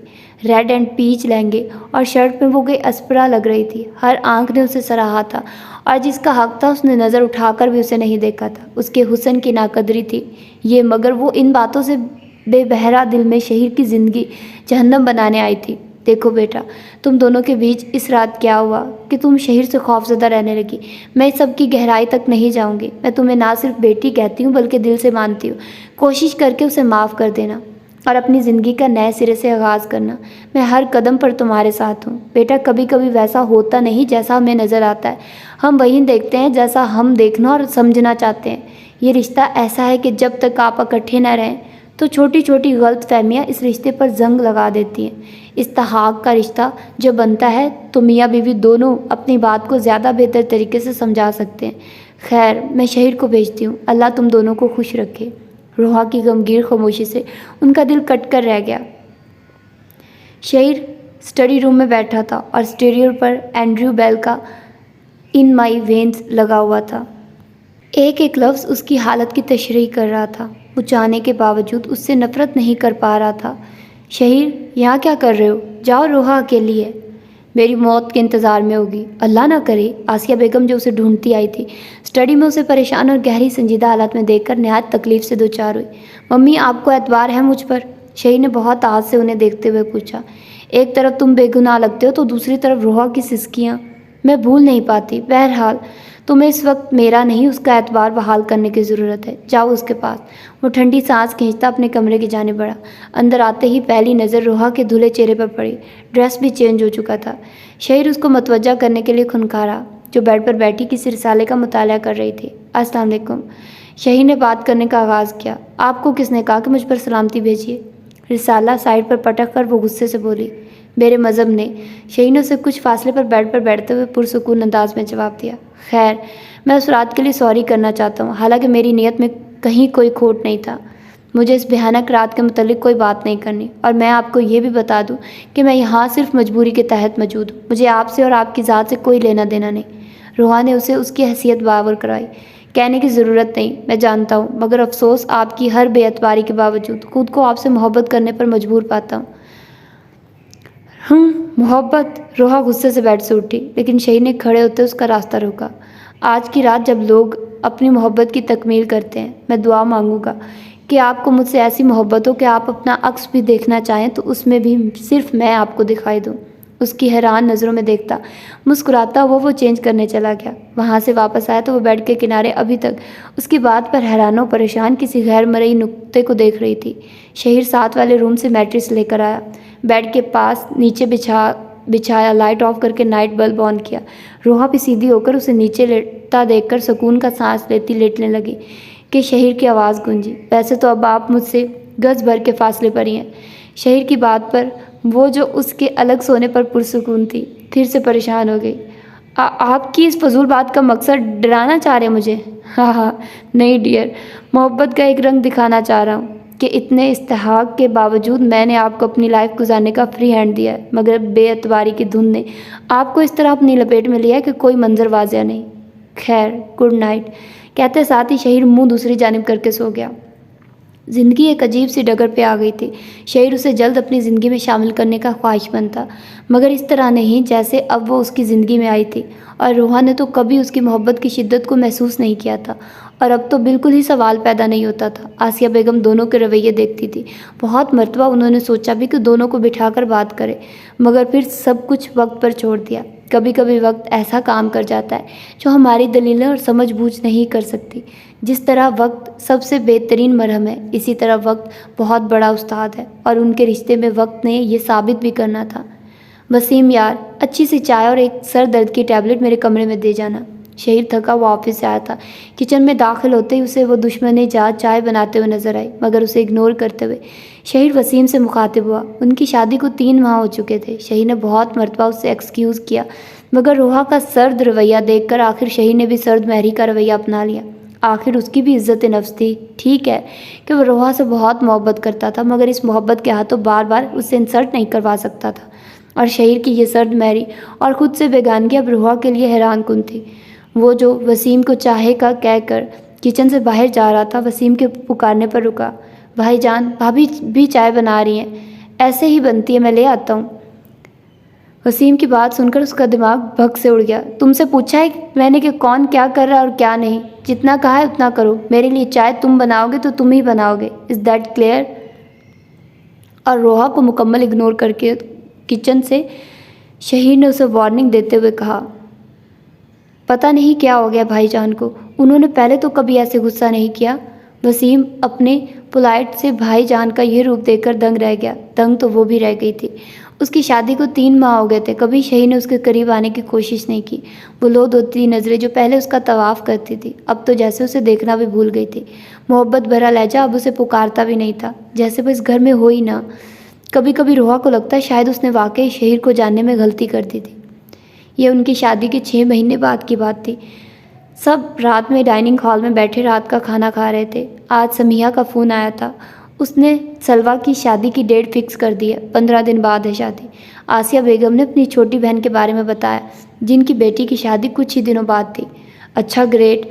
मैं सुबह सफदर को फ़ोन करके मुबारक दूंगा। और शहीर बेटा, तुम भी कल समिया की तरफ चक्कर लगाना। शादी के घर में 100 तरह के काम होते हैं और वैसे भी समिया ने हमेशा तुम्हें बेटे की तरह प्यार दिया है, सो अब हमारा फ़र्ज़ बनता है कि उसके हर काम को भरपूर तरीके से करें। रज़ाक साहिब शहीर से मुखातिब हुए। जी पापा, डोंट वरी, मैं कल ही जाता हूँ, शहीर ने ताबेदारी से कहा। मैं यही कहने वाली थी कि समिया ने कल तुम्हें और रोहा को खुसूसी आने का कहा है। कल से ही वो ढोलक रख रही है, तो वो चाह रही थी कि तुम दोनों भी इन सब को ज्वाइन करो। तुम्हारे सब कज़न्स वहाँ इकट्ठे हो रहे हैं। वो जो मम्मी की बात सुनकर अभी रोहा के ना जाने का बहाना ढूंढ ही रहा था कि रोहा की आवाज़ पर उसका मुंह की जानिब जाता हुआ हाथ, जिसमें चावलों का चम्मच था, कुछ लम्हे के लिए वहीं रुक गया। ओके मम्मी, हम चले जाएंगे, रोहा ने जल्दी से कहा। उनके मबैन जो अभी भी इशू था, वो आसिया बेगम और रज़ाक साहिब के सामने नॉर्मल ही रहते थे, बहुत ज़्यादा एक दूसरे को बुलाते नहीं थे तो इग्नोर भी नहीं करते थे, मगर कुछ अरसे से आसिया बेगम शहीर की खामोशी को शिद्दत से महसूस कर रही थी। आखिर माँ थी, औलाद की रग रग से वाकिफ़ थी, पक्की तौर पर उससे बदगुमान हुई थी, मगर जान गई थी कि शहीर कसूरवार नहीं है। अगले दिन शाम में घर वापस आकर शहीर ने रोहा को पिक किया और खाला के घर पहुंचा। सब उन्हें देखकर बहुत खुश हुए। चलो भाई रोहा, अब ढोलक तुम बजाओगी, सुमेरा भाभी जो कि समिया खाला की बहू थी उसने कहा। रोहा को ये बात मानने में कोई आर नहीं, उन्होंने अपने बराबर जगह बनाते हुए कि खूबसूरत इन सब के घराने का खासा थी, हर कोई एक से बढ़कर एक खूबसूरत था। अरे नहीं भाभी, मुझे ये सब नहीं आता, बस तालियां बजाने में आपका साथ दे दूंगी, उसने भाभी के करीब बैठते हुए कहा। अभी वो सब ढोलक बजाकर फारिग हुई थी और डांस प्रैक्टिस का सोच रही थी कि कोई बड़ी तेज़ी से लाउंज में दाखिल हुआ। हाय एवरीवन, रुबाब ने अंदर आते सबको मुश्तरका मुखातिब किया। टाइट जीन्स की पैंट, ब्लैक स्लीवलेस टॉप में बालों की ऊंची सी पोनी बनाए, डार्क मेकअप में अपनी खूबसूरती के जलवे बिखरा रही थी। रोहा ने शहीर की पूरी फैमिली में इतने बोल्ड ड्रेस में किसी को नहीं देखा था। Oh Shaheer, what a pleasant surprise. मुटकती हुई वो शहीर की जानिब ऐसे बढ़ी जैसे गले ही लग जाएगी। रोहा ने शुक्र किया जब उसने सिर्फ हाथ मिलाने पर इत्तफा किया। ये बड़ी खाला का शाहकार है, शहीर पर बुरी तरह फरेबता थी। 1 साल के कोर्स के लिए बाहर गई हुई थी कि पीछे से शहीर ने तुम्हें पसंद किया और शादी हो गई। बड़ी खाला तो आसिया खाला से बाकायदा लड़ी थी और अब कताई तल्लुक हो गई हैं। वैसे तो शहीर उसे किसी खातिर में नहीं लाता, लेकिन फिर भी तुम ध्यान रखना, क्योंकि हर अच्छी सूरत के पीछे ये लट्टू हो जाती है।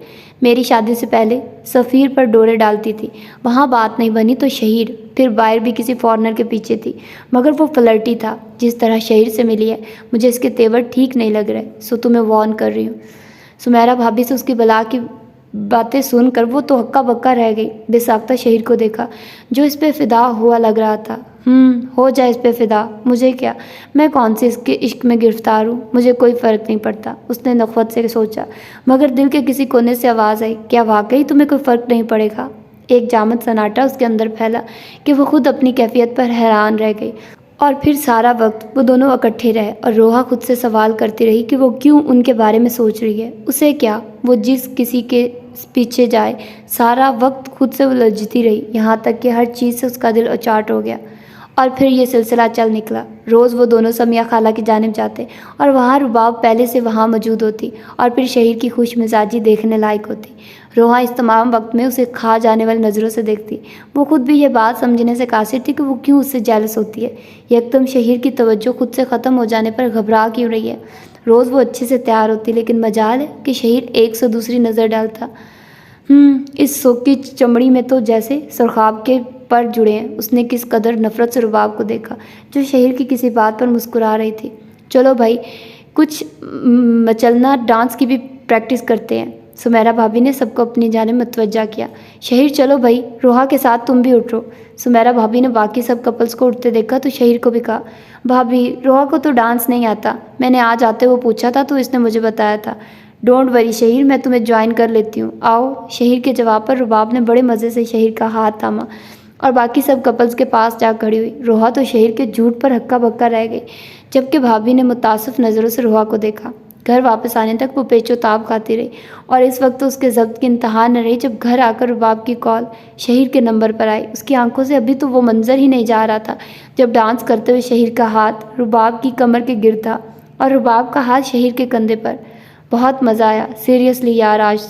शहीर की मुस्कुराती आवाज़ पे वो जो रिलैक्स होकर बेड पर बैठी हुई थी गुस्से से अपनी जगह से उठी और तनपन करती शहीर के पास पहुंची जो बेड के आगे रखे काउच पर बैठा था और उसका मुंह दूसरी तरफ था। वो रोहा को नहीं देख सका। रोहा ने उसके हाथ से मोबाइल खींचकर बंद किया और बेड पर उछाल दिया। शहीर गुस्से से खड़ा हुआ। ये क्या तरीका है? मैनर्स नहीं है आपको? शहीर ने गुस्से से उसे घूरा। नहीं है मैनर्स, आपको है? कितनी सफाई से आपने सुमेरा भाभी से झूठ बोला। क्या मुझसे कुछ पूछा था? कुछ क्या पूछ लेता तो आप चलना डांस कर लेती मेरे साथ। शहीर ने सीने पर हाथ लपेटते हुए इस्तज़ाइया मुस्कुराहट से उसे देखते बहुत कुछ पावर कराया। शहीर के सवाल ने उसे लाजवाब कर दिया। इस बात को तो खैर रहने दे, ये रुबाब के साथ आप क्या चक्कर चला रहे हैं? आखिर दिल की बात ज़बान पर ले ही आई। हाँ हाँ, किस रिश्ते के तहत पूछ रही हैं और किस जज्बे के तहत जेलस हो रही हैं? उसी रिश्ते के नाते जिस रिश्ते के तहत मैं यहाँ हूँ। रोहा ने उसके तंजिया सवाल का अपनी तरफ से बहुत वैलिड जवाब दिया। आर यू श्योर कि हम में कोई रिश्ता है? आपने तो पहले ही दिन मुझे बावर करा दिया था कि आप यहाँ मजबूरी की वजह से हैं। शहीर ने उसे उसके अल्फाज याद करवाए।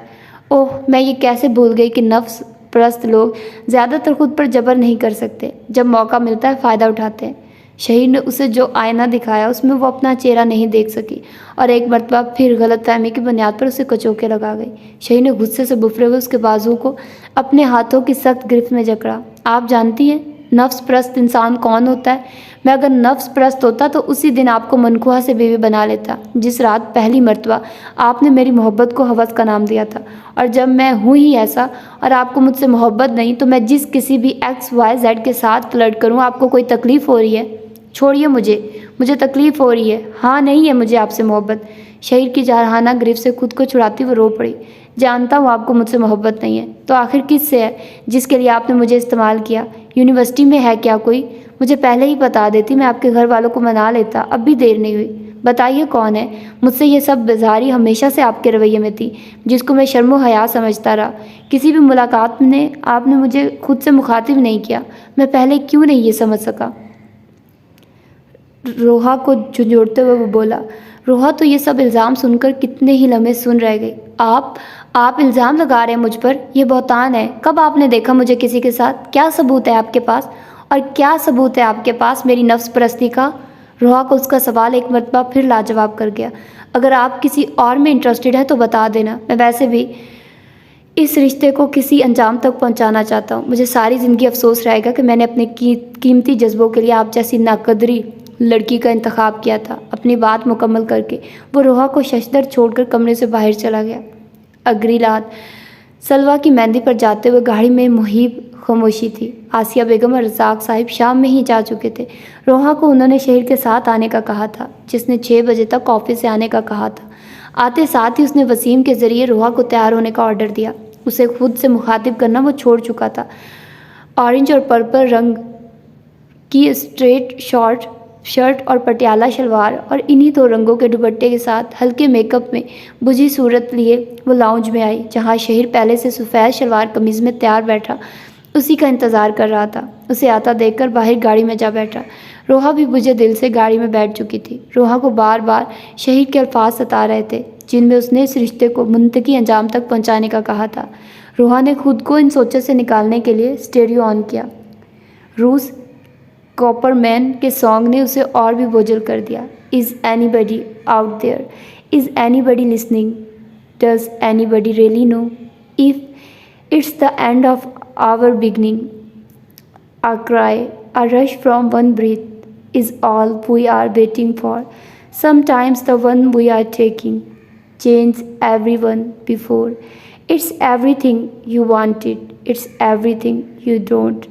It's one door swinging up and one door swinging closed. Some prayers find an answer. Some prayers never know. We are holding on or letting go. उसने बहुत मुश्किल से अपने आंसू रोके और हाथ बढ़ाकर स्टेरियो बंद कर दिया। शही ने हैरत से उसकी इस हरकत को देखा और जैसे ही नज़र उसके चेहरे पर पड़ी तो उसकी भीगी पलकें देखकर लब भींच लिए। साथ ही उसने गाड़ी की रफ्तार तेज़ कर दी। मेहंदी का अरेंजमेंट सारा समिया बेगम ने अपने घर के लॉन में ही किया हुआ था। रोहा और शहीर के पहुंचने के कुछ देर बाद ही लड़के वाले भी आ गए और बाकायदा मेहंदी के फंक्शन का आगाज़ हुआ। पहले लड़के वाले मेहंदी लेकर आए और फिर लड़की वालों ने लानी थी। लड़की वालों में शहीर की सब कज़न्स के साथ रोहा भी शामिल थी। सब लड़कियों और बच्चियों को दिए थमाए गए थे। भाई सब अपने अपने दुपट्टों और बालों का ध्यान रखना। सुमेरा भाभी माचिस से दिए जलाते हुए सबसे बोली। रोहा अपनी ही परेशानी में ऐसी घिरी थी कि उसने सुमेरा की बात पर तवज्जो ही नहीं दी। एक छोटी सी बच्ची उसके बिल्कुल पीछे खड़ी हो गई। रोहा ने जो ही अपने ढलकते दुपट्टे को हाथ से पीछे किया तो उसका दुपट्टा बच्ची के जलते हुए दिए पर पड़ा। शहीर जो कि पीछे खड़ा अपना कैमरा सेट कर रहा था, अचानक उसकी नज़र पड़ी। रोहा, तेज़ आवाज़ में कहता वो तेज़ी से आगे बढ़ा। रोहा का दुपट्टा खींच कर उतारा। एकदम हलचल मच गई। किसी के हाथ में पानी की बोतल थी। उसने जल्दी से दुपट्टे से निकलते शोलों पर डाली। शहीर बेख्तियार रोहा के जाने बढ़ा, जिसका चेहरा दहशत से सफ़ेद पड़ गया। Are you all right? Shaheer ने परेशानी से उसके हाथों और बाजुओं को टटोला। बेख्तियार उसे खुद में भेजकर उसके सही सलामत होने का यकीन किया। जो हैरत से शहीर की ये अनायत देख रही थी। शहीर के उसे खुद के साथ लगाने पर फूट फूट कर रो पड़ी।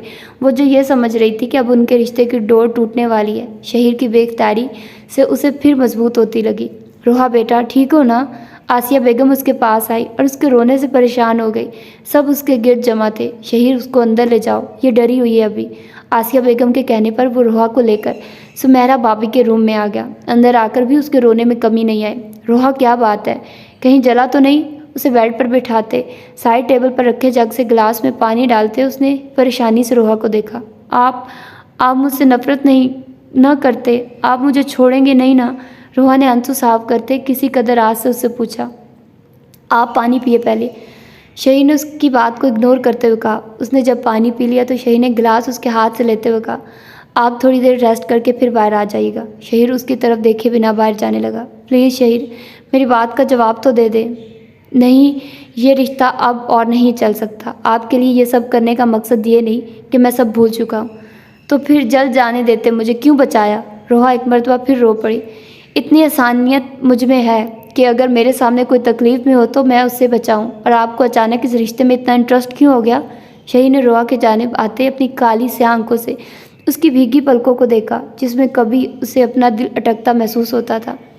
आपने ही बद्दुआ दी थी ना कि मुझे आपसे इतनी मोहब्बत हो कि अपने अक्स की जगह आपको पाऊँ, तो आज वही हो रहा है मेरे साथ। मुझे आपके सिवा और कुछ नज़र नहीं आता, आपका ही अक्स नज़र आ रहा है। रोहा सिसकते हुए एक मरतबा फिर उसके बाजू पर सर रखकर शिद्दत से रोई, और वो जो करीब आने को गुनाह समझती थी आज खुद उसके इतने करीब खड़ी थी कि गज भर का भी फासला ना था। शहीर ने उसको खुद से पीछे किया। अब बहुत देर हो गई है। मेरी मोहब्बत को आपने जितना मजरूह किया है, अब आपका कोई आंसू मुझे आपसे वैसी मोहब्बत करने पे मजबूर नहीं कर सकता। It's too late now. यह कहकर वो फ़ौरन कमरे से बाहर चला गया, रोहा को पछतावों की आग में जलने के लिए। कुछ देर बाद जब वो खुद को कंपोज करके बाहर आई तो सीधी नज़र शहीर और रुबाब के मुस्कुराते चेहरों पर पड़ी, जो स्टेज के पास खड़े कोई बात कर रहे थे। रोहा को अब यकीन हो गया कि वाकई में उसने शहीर को गिनवा दिया है। अपने आंसू रोकते वो पास पड़ी कुर्सियों पर बैठ गई। उसकी तबीयत के बायस किसी ने उसे ढोलकी और बाकी चीज़ों में इन्वॉल्व नहीं किया। उसने खुद भी सहूलत से सबसे माजरत कर ली। अभी भी उसकी नज़रें इन दोनों पर थी कि उसे शहीर एकदम से उसकी जानिब आता दिखाई दिया। उसके करीब आकर हाथ आगे किया जिसमें मोबाइल था। अदीना की कॉल है, she wants to talk to you. Shaheer के हाथ से मोबाइल लेते उसने कान से लगाया। अस्सलाम वालेकुम, कैसी हैं? कहा। शहीर वापस जा चुका था। वालेकुम अस्सलाम, ठीक हूँ, रोहा ने लहजे को बेहतर बनाते हुए जवाब दिया। रोहा, तुम कल घर आ सकती हो, अभी तो ये शादी के फंक्शन चल रहे हैं। मैंने आपको बताया था ना। क्या हुआ, सब खैरियत है? हाँ खैरियत ही है, बस कुछ बहुत ज़रूरी तुमसे डिस्कस भी करना था और तुम्हें बताना भी था। चलो तुम कोशिश करो कि वलीमे से नेक्स्ट डे यूनी से सीधा हमारी तरफ आ जाओ, ओके? रोहा ने परेशानी से हामी भरी। फ़ोन बंद करके भी वो कितनी देर परेशान रही। बुरे दिल के साथ उसने बाकी के सब फंक्शंस अटेंड किए। वलीमे से अगले दिन यूनी से सीधा वो अपनी अम्मी के घर गई। अदीना से उसका फ़ोन पर रब्ता हो गया था। उसने ऑफिस से छुट्टी की हुई थी। घर आकर अम्मी अब्बू से मिलकर अदीना उसे कमरे में ले आई, जबकि सफ़िया बेगम उसके इतने दिनों बाद आने पर चाय के साथ उसकी पसंद की कुछ चीज़ें बनाने किचन में चली गई। अब बताइए क्या बात है? मैं 2 दिन से परेशान हूँ, रोहा ने छूटते ही पूछा। अदीना कमरे का दरवाज़ा बंद करके उसके पास बेड पर बैठ गई। ये रुबाब कौन है? अदीना के मुंह से रुबाब का जिक्र सुनकर वो हैरान हुई। आपको उसका कैसे पता? उसने अदीना से उल्टा सवाल किया। यानी तुम उसे जानती हो? हाँ, शहीर की कज़न है, अभी शादी पर उससे मुलाकात हुई थी, रोहा ने उसे तफसीली जवाब दिया। आर यू श्योर कि सिर्फ कज़न है? अदीना ने जांचती नज़रों से उसे देखा। रोहा की आंखों में इस सवाल पर बेख्तियार आंसू इकट्ठे हुए। आप कैसे जानती हो उसे? रोहा ने आंखें झुकाते हुए पूछा। इस तरह बेवकूफ़ कि वो रोज़ हमारे ऑफिस आती है और शहीद डेली लंच उसके साथ करता है। मैंने आज तक उसे सिवाय तुम्हारे किसी लड़की में इन्वॉल्व नहीं देखा। अब तुम मुझे बताना पसंद करोगे कि ऐसा क्या हुआ है तुम दोनों के बीच कि वो किसी और लड़की में इन्वॉल्व हो गया है। रोहा के आंसू बेख्तियार पलकों के बाहर तोड़कर उसके गालों पर बहने लगे। देखो रोहा, अगर अब भी तुमने कुछ छुपाया तो सारा नुकसान सिर्फ तुम्हारे हिस्से में आएगा। अदीना ने उसे खामोशी से आंसू बहाते देखकर कहा, और फिर वो उस रात से लेकर अब तक के सब वाक़यात अदीना को बताती चली गई। This is unbelievable. इतना कुछ हो गया और तुमने हम में से किसी को बताना गवारा नहीं किया। हम कुछ नहीं लगते क्या तुम्हारे? यही तुम्हारी नेचर है जिसकी वजह से तुमने हमेशा नुकसान उठाया। इसीलिए मैंने और अपिया ने तुम्हारे फैसले खुद करने शुरू किए थे। मेरे खुदा, क्या सोचता होगा शहीर कि किस किस्म की सिक माइंडेड बहन मेरे पल्ले बांध दी। रोहा, अगर वो ऐसा ही कोई अयाश नेचर का होता तो क्या कभी भी तुम्हारी शादी उसके साथ होने देती मैं? तो मुझे क्या पता था। मैंने हमेशा कॉलेज और यूनी में अमीरजादों को यहीं करते देखा और सुना है। और फिर एक बंदा हो भी खूबसूरत तो कैसे हो सकता है कि वो एक मिडिल क्लास के पीछे यूँ पागल हो जाए? रोहा ने रोते हुए कहा। इसलिए कहा था एक दो मर्तबा मिल लो उससे। मैंने तो तब भी मजाक में कहा था। अगर मुझे पता होता कि तुम इतनी डफर हो तो अम्मी को कहकर डायरेक्ट तुम्हारी शादी करवाती। ऐसी बात नहीं है, बस उस रात पता नहीं कहाँ से मेरे दिमाग में इधर उधर के अजीब किस्से आ गए और मैं सब गलत बोलती चली गई। मैं मानती हूँ मैंने जल्दबाजी का मुजाहरा किया और उन्हें बहुत गलत समझा, मगर अब तो वो मेरी कोई बात सुनने को तैयार ही नहीं। क्या यही थी उनकी मोहब्बत कि अब किसी और? इससे आगे उससे बोला नहीं गया और वो शिद्दत से रो दी। मेरी जान, कोई भी शौहर अपनी बीवी को किसी गलत मकसद के लिए इस्तेमाल नहीं करता। और जहाँ तक रुबाब की बात है तो डियर, इसमें भी मैं तुम्हें ही कसूरवार कहूँगी। जब शौहर को घर में वो मोहब्बत और तवज्जो नहीं मिलती जो उसका हक़ है तो बाहर गली में रुलने वाली झूठी मोहब्बत पर भी वो यकीन ले आता है। तो क्या मैं चुप करके ये सब ऐसे ही होने दूँ? नहीं, मैं ये नहीं कह रही, मगर इशू यह है कि तुम इस तरह का हक़ और मान खो चुकी हो। फिर भी कोशिश करो कि उससे माफ़ी मांगो और चीज़ों को एक्सप्रेस करना सीखो। तुम्हें बिन मांगे शहीर की मोहब्बत मिल गई और तुमने उसे फॉर ग्रांटेड लिया। तुमने सोचा कि उसके पास कोई ऑप्शन नहीं। डियर, ऑप्शन औरत के पास नहीं होती, मर्द के लिए तो बहुत सी ऑप्शंस होती हैं। मियाँ बीवी के रिश्ते में गिव एंड टेक सबसे ज़्यादा होता है। जहाँ ये ख़त्म हुआ वहाँ सिर्फ समझौता रह जाता है। तुम मुझसे प्रॉमिस करो, तुम उसे भरपूर तरीके से मनाने की कोशिश करोगी, चाहे इस रिश्ते की शुरुआत के लिए पहल तुम्हें ही करना पड़े। और वैसे भी मूसा 2 महीने बाद पाकिस्तान आ रहा है मुझे रुखसत करवाने। रियली? रोहा इतनी अच्छी खबर सुनकर अपनी परेशानी भूल गई। हाँ, और यहाँ से जाने से पहले मैं तुम दोनों को एक दूसरे के साथ बिल्कुल खुश देखना चाहती हूँ। उसने रोहा के आंसू साफ करते हुए अपने साथ लगाया। उसी रात खाना खाने के बाद जब सब अपने कमरों को चले गए, रोहा ने कॉफ़ी बनाई और ट्रे में रखकर अपने कमरे की जानिब आ गई, जहाँ राइटिंग टेबल पर लैपटॉप रखे और ख़ुद चेयर पे बैठा तेज़ी से कुछ टाइप करने में मसरूफ़ था। रोहा ने कॉफ़ी का कप उसके पास रखा तो एक लम्हे के लिए टाइपिंग करते उसके हाथ रुके और फिर से चल पड़े। कॉफ़ी ले लें? रोहा ने हिम्मत करके उसे मुखातिब किया। अपनी कोताहियों की माफ़ी मांगना दुनिया का सबसे ज़्यादा मुश्किल काम होता है। आज रोहा को इस बात का अंदाज़ा हो गया था। क्या मैंने कहा था आपसे कॉफ़ी बनाने के लिए? शही ने काम रोके बगैर रोहा को जताया। बस ऐसे ही बना ली थी, आपको नहीं पीनी तो मैं ले जाती हूँ। शही ने बस इस्तज़ाया मुस्कुराहट रोहा पर उछाली, मगर कोई जवाब नहीं दिया। हनूज अपने काम में मसरूफ़ रहा। रोहा हाथों को मसलती काउच पर जा बैठी। थोड़ी देर खामोश बैठी उसे देखती रही। घने बाल जो इस वक्त माथे पर बिखरे हुए थे, खड़ी नाक, हल्की सी शेप और भिंचे हुए होठ उसकी खूबसूरती को 4 चांद लगाते थे। ट्राउज़र टी शर्ट में अपने रफ से हुलिये में भी वो रोहा का दिल धड़का गया। न जाने कितनी लड़कियां रोज़ उस पर मरती होंगी, रोहा ने दिल में सोचा। आपका कितना काम रह गया है? रोहा ने ऐसे पूछा जैसे उनमें बहुत फ्रैंकनेस हो। शही ने हैरान होकर अपनी चेयर का रुख रोहा की जानिब किया और एक आईब्रो अचकाई। रोहा का दिल तो उसकी नज़रों में डोल कर रह गया। तबीयत ठीक है आपकी? मैं वही शहीर हूँ, शायद भूल रही हैं आप, जो आपकी नज़र में एक अबाश और करप्ट इंसान था। शही ने तंजिया नज़रों से उसे देखा। प्लीज़, मैं आपसे अपने सब अल्फाज की माफ़ी मांगती हूँ। मैं मानती हूँ कि मैं गलत थी। आपने तो मोहब्बत की थी मुझसे, क्या इसमें इतनी वुसअत नहीं कि मेरी ख़ता को माफ़ किया जा सके?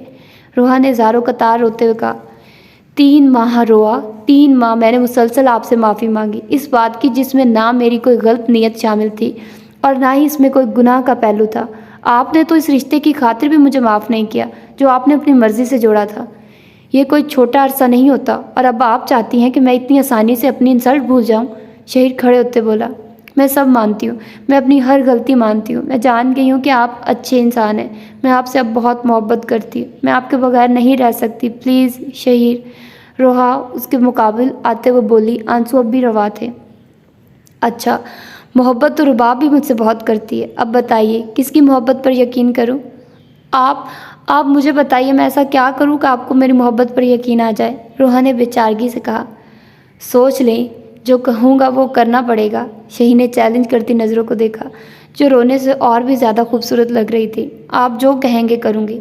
सोच लें एक दफ़ा, पहले भी आपने एक वादा किया था और जब उसके पूरा करने की बारी आई थी तब।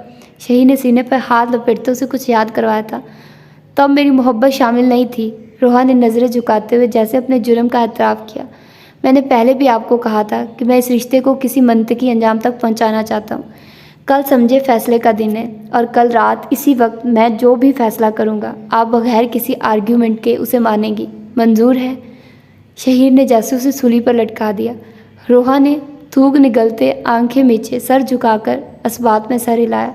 कितने ही आंसू पलकों की बाढ़ तोड़कर बाहर आ गए। शहीर उसकी हालत की परवाह किए बिना कमरे से चला गया और वो उसी हालत में नीचे बैठती चली गई, चेहरा हाथों में छुपाकर रोती चली गई। ऐ अल्लाह, अगर फैसला जुदाई की सूरत है तो इस रात की कभी सुबह ना हो, और अगर सुबह हो तो मेरी आंखें हमेशा के लिए बंद हो जाएं।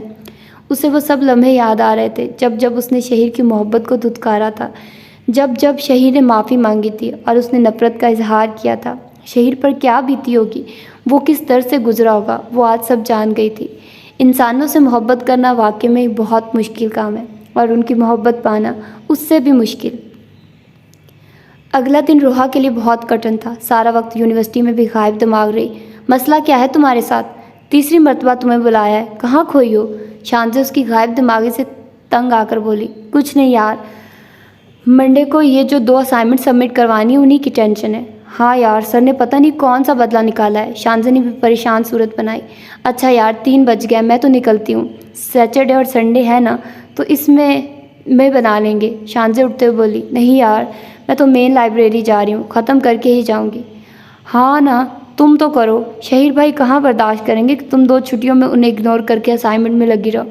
शांजे की शरारत ने फिर से उसके जख्म उधेड़ दिए। बामुश्किल रोहा ने अपने आंसू पीछे धकेले और ज़बरदस्ती की मुस्कुराहट चेहरे पर सजाई। ओके यार, फिर मैं चलती हूँ। शांजे उससे मिलकर घर के लिए चली गई और वो गायब दिमागी से चीज़ें समेटकर अपने डिपार्टमेंट से निकलकर लाइब्रेरी में गई, जो बाकी यूनिवर्सिटी से हट कर थी। वो इस वक्त कहीं छुप जाना चाहती थी जहाँ आज रात का कोई खौफ ना। वो अपनी परेशानी में ये भी भूल गई कि ड्राइवर उसका वेट कर रहा होगा। उसका दिमाग इतना माफ था कि वो हर चीज़ भूल रही थी। मेन लाइब्रेरी आकर वो कितनी देर बुक्स के रेक्स के आगे खड़ी होकर सोचती रही कि वो कौन सी बुक ढूंढ रही है। आखिर तक कर वो एक टेबल के पास आ गई। वहाँ बैठकर मोबाइल ऑन किया, जिसमें सलवा की शादी की पिक्चर्स थी। शहीर की हर पिक्चर वो कितनी ही देर तक बैठ कर देखती रही। उसे पता भी नहीं चला कि वो कब से बेआवाज़ रो रही थी। चौंकी इस वक्त जब उसके मोबाइल की बैटरी ख़त्म होकर ऑफ हो गया। उसने बेख्तियार लाइब्रेरी की घड़ी में टाइम देखा तो शाम के 6 बज रहे थे। वो हड़बड़ा कर उठी, इर्द गिर्द देखा तो इक्का दुक्का लड़कियां थीं। जल्दी से चीज़ें समेटी और तेज़ कदमों से बाहर आई। बाहर का अंधेरा देखकर उसका दिल बैठा जा रहा था। अपने गम में उसने किसी को अपने लेट आने का बताया भी नहीं था और न ड्राइवर को पता था। लाइब्रेरी जिस जगह थी वहाँ कोई लोकल कन्वेंस नहीं थी। उसके लिए मेन गेट पर ही जाना पड़ता था। किसी का नंबर भी याद नहीं था कि कॉल कर लेती मेन लाइब्रेरी से। यूनिवर्सिटी से बाहर निकली तो भी सड़क सुनसान थी। वो परेशान होती अभी और आगे आई थी कि एक उबाश लड़कों का टोला गाड़ी में बैठा बेहंगम शोर करता उसके पास से गुजरा। थोड़ा आगे जाकर उन्होंने कार रिवर्स की तो रोहा की जान हलक में आ गई। हाय प्रीटी, वाना जॉइन अस? उनमें से एक लड़के ने हाँक लगाई। रोहा रुकी नहीं, चलती रही और वो उसके साथ साथ गाड़ी चलाते रहे। रोहा कांपने लग गई। अरे इतने नखरे, एक ने खबासत से कहा और एकदम गाड़ी बढ़ाकर टेढ़ी खड़ी कर दी, इस तरह कि रोहा कदम आगे नहीं बढ़ा सकी। गाड़ी के दोनों जानिब से लड़के बाहर निकले। या अल्लाह, मेरी गलती कितनी भयानक सज़ा मत दे, मेरी मदद फरमा, मेरी इज़्ज़त की हिफाजत कर, प्लीज़ अल्लाह मुझे माफ़ कर दे।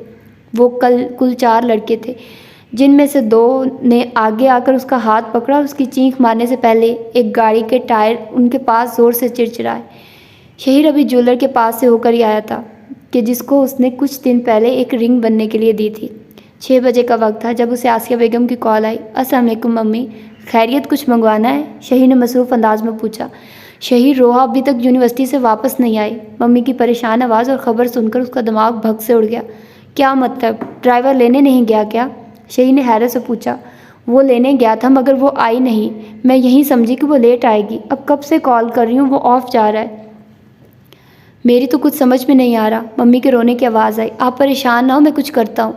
शहीर सीट छोड़ता हुआ उसकी यूं गया। कॉल मिलाई तो ऑफ। किसको कॉल करूँ? उसकी किसी फ्रेंड का भी नहीं पता। शहीर ने खुद से सवाल किया। एकदम अदीना का ख्याल आया। हेलो अदीना, रोहा की किसी बेस्ट फ्रेंड को जानती हो आप? क्यों, खैरियत? अदीना को शहीर की आवाज़ परेशान सी लगी। नहीं, खैरियत नहीं है। रोहा अभी तक घर नहीं आई। प्लीज़ किसी को अभी बताइएगा मत। नंबर लेकर उसने फ़ोन बंद करके शांजे का नंबर मिलाया। उससे पूछने पर पता चला कि वो तो अपने डिपार्टमेंट में नहीं है बल्कि लाइब्रेरी में गई है। उसने तेज़ी से गाड़ी मेन लाइब्रेरी की तरफ मोड़ी। उसके दाखिली दरवाजे पर ही रोहा कुछ लड़कों के दरमियान घिरी हुई थी और दो ने उसका हाथ पकड़ा। शहीर का खून खौल गया। तेज़ी से करीब लाकर ब्रेक लगाई कि पहिए चिरचिराए। रोहा तो शहीर को देखकर शॉक्ड रह गई। क्या अल्लाह दुआएं इतनी जल्दी कबूल कर लेता है? शहीर शदीद तैश के आलम में गाड़ी का दरवाज़ा एक धमाके से बंद करता है इन लड़कों की जानिब आया। वो मम्मी डैडी लड़के थे और कुछ शराब के नशे में भी थे। शहीर जैसे डील डूल वाले का मुकाबला कहाँ कर सकते थे। उसने आगे बढ़ते ही इन दो में से एक का मुंह जबड़े से पकड़कर उन्हें कार की छत से उसका सर लगाया। How dare to touch my wife, बाप का माल समझाए क्या? हाँ। उसका सर इतनी ज़ोर ज़ोर से गाड़ी की छत पे मारा कि उसके सर से खून बहने लगा। बाकी तीनों शहीर के जारहाना तेवर देखकर भाग गए। रोहा ने आगे बढ़कर शहीर के बाजू पर हाथ रखे। बस करे, मर जाएगा, रोहा ने आहिस्ता से कहा। शहीर इन्हीं खतरनाक तेवर समेत मुड़ा। रोहा डर के 2 कदम पीछे जाने लगी कि शहीर ने उसे कंधों से पकड़कर झंझोड़ा। पागल लगता हूँ मैं आपको? जब दिल चाहेगा बेवकूफ़ बना देंगी। क्या ड्रामा था ये? हाँ, ड्राइवर के साथ घर क्यों नहीं आई? अभी आप मेरे निकाह में हैं। फारिग नहीं किया कि जहाँ मर्जी जाए और जितनी देर मर्जी घर से गायब रहें? सॉरी। बेख्तियार आंसू उसकी आंखों से रवा हुए। न जाने किस किस चीज़ के लिए। अपनी दुआ के कबूल होने पर, अल्लाह की रहमत पर, शहीर का अपने लिए यह जारहाना रूप देखकर, या फिर उसे अपनी मनकुहा की जगह बीवी कहने पर। सॉरी। शहीर ने झटके से उसके बाजू छोड़े और रुख मोड़कर बालों में हाथ फेरता खुद को कंपोज करने लगा। फिर यकदम रोहा के जाने मुड़ा। मोबाइल कहाँ है आपका? कॉल नहीं कर सकती थी मुझे? उसकी बैटरी डेड हो गई थी तो लाइब्रेरी के फ़ोन से कर देती। मुझे आपका बल्कि किसी का भी नंबर सही से याद नहीं। वेरी गुड, आपको तमगा इम्तियाज़ मिलना चाहिए। चलकर गाड़ी में बैठिए, शहीन ने चिढ़कर कहा। घर आकर शहीन ने यही बताया कि वो उसे मेन लाइब्रेरी से ही लाया और ये कि उसके मोबाइल की बैटरी डेड होने की वजह से उसने अदीना से उसकी फ्रेंड का नंबर लेकर उसे ट्रेस आउट किया था। रोहा ने बस हैरत और हसरत से उसे देखा था। न जाने अब आज की रात वो दोबारा इस चेहरे को देख सकेगी कि नहीं। रात का खाना खाकर रोहा इस रात जल्दी बेडरूम में चली गई। शहीर ने उसे घर लाने के बाद उससे कोई बात नहीं की थी। रोहा कमरे में आकर यहाँ की एक एक चीज़ को अपनी यादाश्त में महफूज करना चाहती थी। हालांकि इस कमरे में उसने कोई खुशगवार वक्त नहीं गुजारा था, मगर इस कमरे के मालिक से होने वाली मोहब्बत के सबब उसे यहाँ की एक एक चीज़ से अनसियत महसूस हो गई थी। हर चीज़ पर हाथ फेर कर वो अपना लम्स यहाँ छोड़ना चाहती थी। चलते चलते वो टेरेस पर आ गई। आखिरी दफ़ा इस जगह से चांद को देखने की बड़ी शदीद ख्वाहिश ने सर उठाया। अपने बेआवाज़ निकलते आंसू साफ करते वो रेलिंग पर हाथ रख कर खड़ी हो गई। अचानक एक और हाथ का लम्स उसके हाथ पर जागा। उसे पता ही नहीं चला कब शहीर उसके पास आकर खड़ा हुआ। उसका हाथ पकड़कर रेलिंग से कमर टिकाते उसने नरमी से अपने साथ लगाते उसके महकते बालों पर बोसा दिया। रोहा तो शशतर शहीर के अंदाज देख रही थी। शहीर ने एक हाथ उसकी कमर के गिर्द बांधते दूसरे से उसका चेहरा ऊंचा करके उसकी हैरान नज़रों में देखा और दिल खींच लेने वाली मुस्कुराहट समेत बोला, मुर्तज़ा मुझे सही रन मुरीद कहता है। शहीर की खूबसूरत हंसी उसके कानों से टकराई। कहाँ से शुरू करूँ? इस काली बारिश की रात से जब 2 खूबसूरत आंखों ने मुझे अपना दीवाना बनाया था, मैंने कभी अमीरी गरीबी में डिस्टिंक्शन नहीं की। अगर कोई अमीर है तो ये उसका कमाल नहीं, और अगर कोई गरीब है तो ये इसका कसूर नहीं। ये तो अल्लाह की तकसीम है। मुझे अगर एक मिडिल क्लास से मोहब्बत हो गई तो इसमें हैरानी की क्या बात थी रोहा? मैं आपकी ये लॉजिक नहीं समझ सका। खैर, जब वो तकलीफ़ दे वाक़या हुआ और जिन हालात में हमारी शादी हुई, और फिर आपका तकलीफ़ दे बल्कि जान लेने वाला रवैया, मैं बहुत डिप्रेस था। इन्हीं दिनों मुस्तफ़ा किसी काम से मेरे पास आया और वहीं उसने आपको ठीक करने का प्लान बनाया। Listen listen. उसे मुंह खोलता देखकर शहीर ने रोका, जिसकी आंखें अब बेयकीनी से खुली हुई थी। उसने कहा कि जितना इग्नोर करोगे उतनी जल्दी आपका ये खुदसरी का शैल ख़त्म होगा, मगर मैं इसके लिए तैयार नहीं था, आई स्वेयर। लेकिन फिर मुर्तज़ा ने अदीना को शामिल किया। और सब बात सुनकर उसने भी यही कहा। इन्हीं दिनों जब मुझे महसूस हुआ कि प्लान कामयाब हो रहा है कि मुर्तज़ा ने मुझे किसी लड़की की एंट्री का कहा और फिर रुबाब को हमने शामिल किया। वो किसी ज़माने में मुझे जस्ट लाइक करती थी, मगर अब वो किसी गोरे के साथ सीरियस है, वहाँ की नेशनैलिटी के चक्कर में। खैर, उसके लिए ये सब एक एडवेंचर था। मैंने कल रात आपको यही सारी हकीकत बताने का कहा था कि अब मुझसे रोज़ रोज़ अपनी जान की भीगी पलकें नहीं देखी जाती थी। शेर के बात ख़त्म करते ही रोहा के आंसू पलकों से बाहर आए। कितने बड़े चीटर हैं आप, और अदीना आप भी शामिल है, उसको तो मैं छोड़ूंगी नहीं। कैसे बन रही थी, और मेरी उस दिन इतनी क्लास ली, और वो रुबाब के साथ लंच वाली बात। अचानक रोहा को रोते रोते याद आया तो उसके कंधे पर हल्का सा हाथ मारा। हाँ, वो भी उस ड्रामे का हिस्सा था। आपको पता है, आपके कल के फैसले वाली बात सुनकर मुझे लगा आज आपको खो दूंगी, और सारा दिन इसी परेशानी में गुजरा कि वो अगर आप ना आते तो वो लड़के। शहीर ने यकदम उसके होंठों पर उंगली रखकर उसे खामोश करवाया और फिर झरझरी लेते यकदम उसे खुद में ज़ोर से भींचा। बस अब और कोई तकलीफ की बात नहीं होगी। शहीर ने उसके चेहरे से उसकी लिटें हटाते उसकी भीगी पलकों पर अपने लब रख दिए। रोहा को लगा उसके अंदर तक लगे सब जख्म मंदमिल हो गए। शहीर, आपने वो फैसला क्या सुनाना था? जैसे ही वो पीछे हुआ, रोहा ने बेख्तियार पूछा। ओह हाँ, that is really important. Please मेरी अब और जान मत निकालिएगा, रोहा ने परेशानी से कहा। इतने शौक के बाद उसका परेशान होना बनता था। शहीर ने अपने ट्राउज़र की पॉकेट से एक खूबसूरत सी रिंग निकाली और रोहा का एक हाथ पकड़े हुए बैठा। Will you be mine forever on the earth and even in the heaven. Roha बेख्तियार चेहरा हाथों में छुपाकर रो पड़ी। मैं इतनी मोहब्बत के काबिल नहीं, आप इससे ज़्यादा डिज़र्व करती हैं। बस I need your trust, I trust you. Roha ने शहीर की ख्वाहिश पर यकीन की मोहर लगाई। अब बाकी कब रोमांस अंदर जाकर करें, क्योंकि सामने की छत पर खड़ी लड़कियां बहुत देर से यहाँ फ़िल्म की शूटिंग देख रही हैं। शहीर के कहने पर उसने सामने देखा तो लड़कियों ने उसे विक्ट्री का साइन बना के विश किया। ओह, तभी आप हीरो बन रहे थे, मैं समझी मुझे इम्प्रेस कर रहे हैं। रोहा ने मसनूई खफगी से उसे देखा। शहीर ने ज़िंदगी से भरपूर कहका लगाया। खुदा को मानो यार, अपनी बीवी नहीं संभाली जाती। शहीर ने उसके गिर्द बाजू फैलाए हुए अंदर की जानिब कदम बढ़ा दिए। तो ये था आज का नावल अना अलियास का, और मुझे पूरी उम्मीद है आप लोगों को ये नावल अच्छा लगा होगा। तो मज़ीद इस तरह के अच्छे अच्छे नावल सुनने के लिए आप लोगों को इस चैनल को सब्सक्राइब करना होगा, ताकि आप लोगों को जो भी मैं नावल अपलोड करूँ उसका नोटिफिकेशन मिल जाया करे। तो अपना बहुत सारा आप लोगों ने ख्याल रखना है और मुझे भी दुआओं में याद रखना है। मिलते हैं इंशाल्लाह अच्छे से नावल के साथ। अल्लाह हाफिज़।